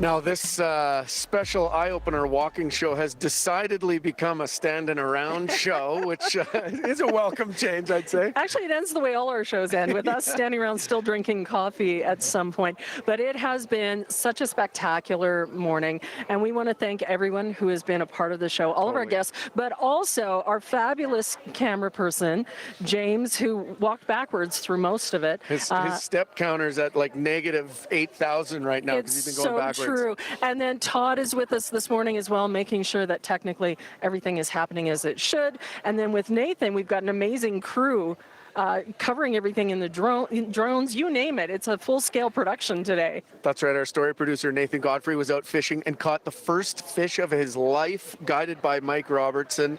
And Nathan, as he does, taking even the first time a fish struck his line kind of in stride. It was Mike that had to notify him, saying, right? That's a fish. And then it just leapt out of his hands before he had a chance to kiss it. So we will perhaps That's the story he's telling. That's the story he's telling for me, and I appreciate that. So we have had a fabulous time this morning. A big thanks to all of the folks here at the Diamond Cove Queensland Community Association as well. We're going to hang out for a little while. There's still breakfast. There's still breakfast. We're at 649 Queensland Drive in the southeast, so please drop by. The traffic should not be a problem for you. Things are looking good along Canyon Meadows Drive, Bow Bottom Trail also moving smoothly. We do still have the one incident in the northeast, and that is northbound on 36th Street at 80th Avenue Northeast. Minor delays in that area. A lot of the volume is heading southbound through there. And then there's just a few spots where we continue to see minor delays into downtown, westbound Memorial. Still a little bit busy on the 4th Avenue flyover. We've just got that one lane open. The left lane remains closed for the rehabilitation work that's taking place there. And then it still looks pretty good on Bow Trail transitioning onto 9th Avenue and heading through the core that way. I will remind you that 4th Street in the southwest in Mission, we have that block that is closed for water services work, and that is between 20th and 21st Avenues in the southwest. Through the day, we see cloud, we may see showers, we might even see a thunderstorm this afternoon. You can throw in some wind as well, anywhere from 30 to 50 kilometers per hour. The high should be 17. We're at 12 degrees at 8:30. This is CBC News. Good morning. I'm Jocelyn Kozak. The Calgary Board of Education will pull $2.6 million from its reserve fund to pay for operations next year. Trustees say they are dealing with a lack of funding in their budget, and there's not much more in the bank if that doesn't change. The CBC's Joe Horwood reports. There will be a moderate increase in class sizes. Chair Laura Hack says programming will remain stable, no cuts, but the same isn't ideal with 9,000 more students expected next year. We haven't seen budgets keep up with growing enrollment, complexity, inflation. Under the provincial formula, Alberta Education provides at least 90% of the CBE's funding, and the CBE has to keep at least 1% of its operating expenses set aside in reserve funds. That's about $16 million. But after this year, that fund is less than $2 million away from the mandatory minimum. We're not sitting on it as a nest egg. The public education dollars go directly to the students that are there this year. It's not sustainable. Pulling from reserves have never been sustainable. CBC News did ask the province what happens if the CBE runs out of its reserve fund. The Ministry of Education says they are working with school districts to ensure reserves are used, quote, appropriately. Joe Horwood, CBC News, Calgary. City Council has voted to set aside more than $200 million in surplus money to deal with anticipated cost escalation on capital projects. The money comes from last year's budget surplus, an increased NMAX dividend, as well as unexpected higher local access fees on utility bills. Councillor Sonia Sharp says it's too early to say if the excess money can be tapped for budget increases on the Green Line LRT project. I can't answer that yes or no. I think we need more information. But capital projects, we've seen across the country that there's inflation and there's cost overruns. So how are we going to make sure that we have the cash to make sure that we're delivering on the projects we've told Calgarians we're going to deliver on? Details on possible changes to the Green Line budget are expected to be presented to Council next month. The city says it's looking at budget escalations of up to 20% on its capital projects due to inflation, supply chain issues, and higher material costs. Calgarians looking for a free block party or green space permit for this year's Neighbour Day have until May 31st to get their application in. A permit allows events to have road closures on June 15th to celebrate how neighbours came together after the 2013 flood. Mayor Jody Gondek says she's heard of a variety of activities being planned. There are Calgarians this year around that are including Indigenous drumming circles as well as elders' blessings. There are other folks that are going to be welcoming newcomers, and there are creative activities that are happening, including the planting of a tiny forest. There's going to be kite building, and there is a free little library book swap and a dog parade and bicycle parade. So lots of great ideas. You can find out how to apply for a permit on the City of Calgary's website. There's a push underway to build more high-rise apartments and condos with mass timber. It's a type of wood building material that can replace steel and concrete. The National Building Code was recently changed to allow mass timber construction up to 12 stories. Frank Gannon with Western Arch Rib, an Edmonton-based manufacturer, says builders also like it because it comes together quickly. Mass timber buildings can go up faster than traditional steel and concrete buildings, so that's attractive to potential owners because they'll tend to see return on their investment sooner if occupants are put in those buildings sooner. Still, uptake of mass timber is slow, and Alberta lags behind other provinces like Quebec and BC.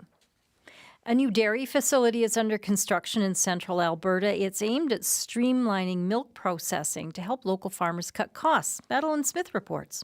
Alberta dairy farmers sometimes have to ship raw milk to BC or even Manitoba for processing. By this time next year, officials hope that will be over when they open Dairy Innovation West, a milk concentration facility near the town of Blackfalds. Project Chair Henry Holtman says once the milk is processed there, it's easier to send to producers who turn it into cheese, butter, and yogurt. Instead of 4 trucks moving raw milk around, we're reducing that down to 1 truck. The facility is a collaboration between dairy industry groups across 4 provinces. Jeremy Dunn is General Manager of the BC Dairy Industry Development Council. It's an important savings for dairy farmers right across Western Canada in terms of saving on the bottom line of operating a dairy farm, but also greenhouse gas emissions that are associated with transporting milk. The $75 million facility will start running trials early next year and officially open in spring 2025. Madeline Smith, CBC News, Edmonton. And that's your CBC News, Lauren.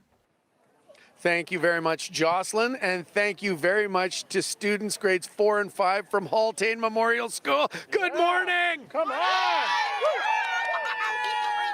You got your thinking cap on, Angela? Because we're going to get grilled coming up here. I know. I was talking about a pop quiz earlier. We're about to get quizzed in just a couple of minutes. One last traffic note, that collision in the northeast, northbound, on 36th Street at 80th Avenue. So crews are there. They're working to clear it out of the way. We are going to see cloud cover through the day. There's a chance we may see showers or thunderstorms. 17 for a high. We're still around 10, 12 degrees across the city. And we have been out doing this incredible show, walking, talking about water.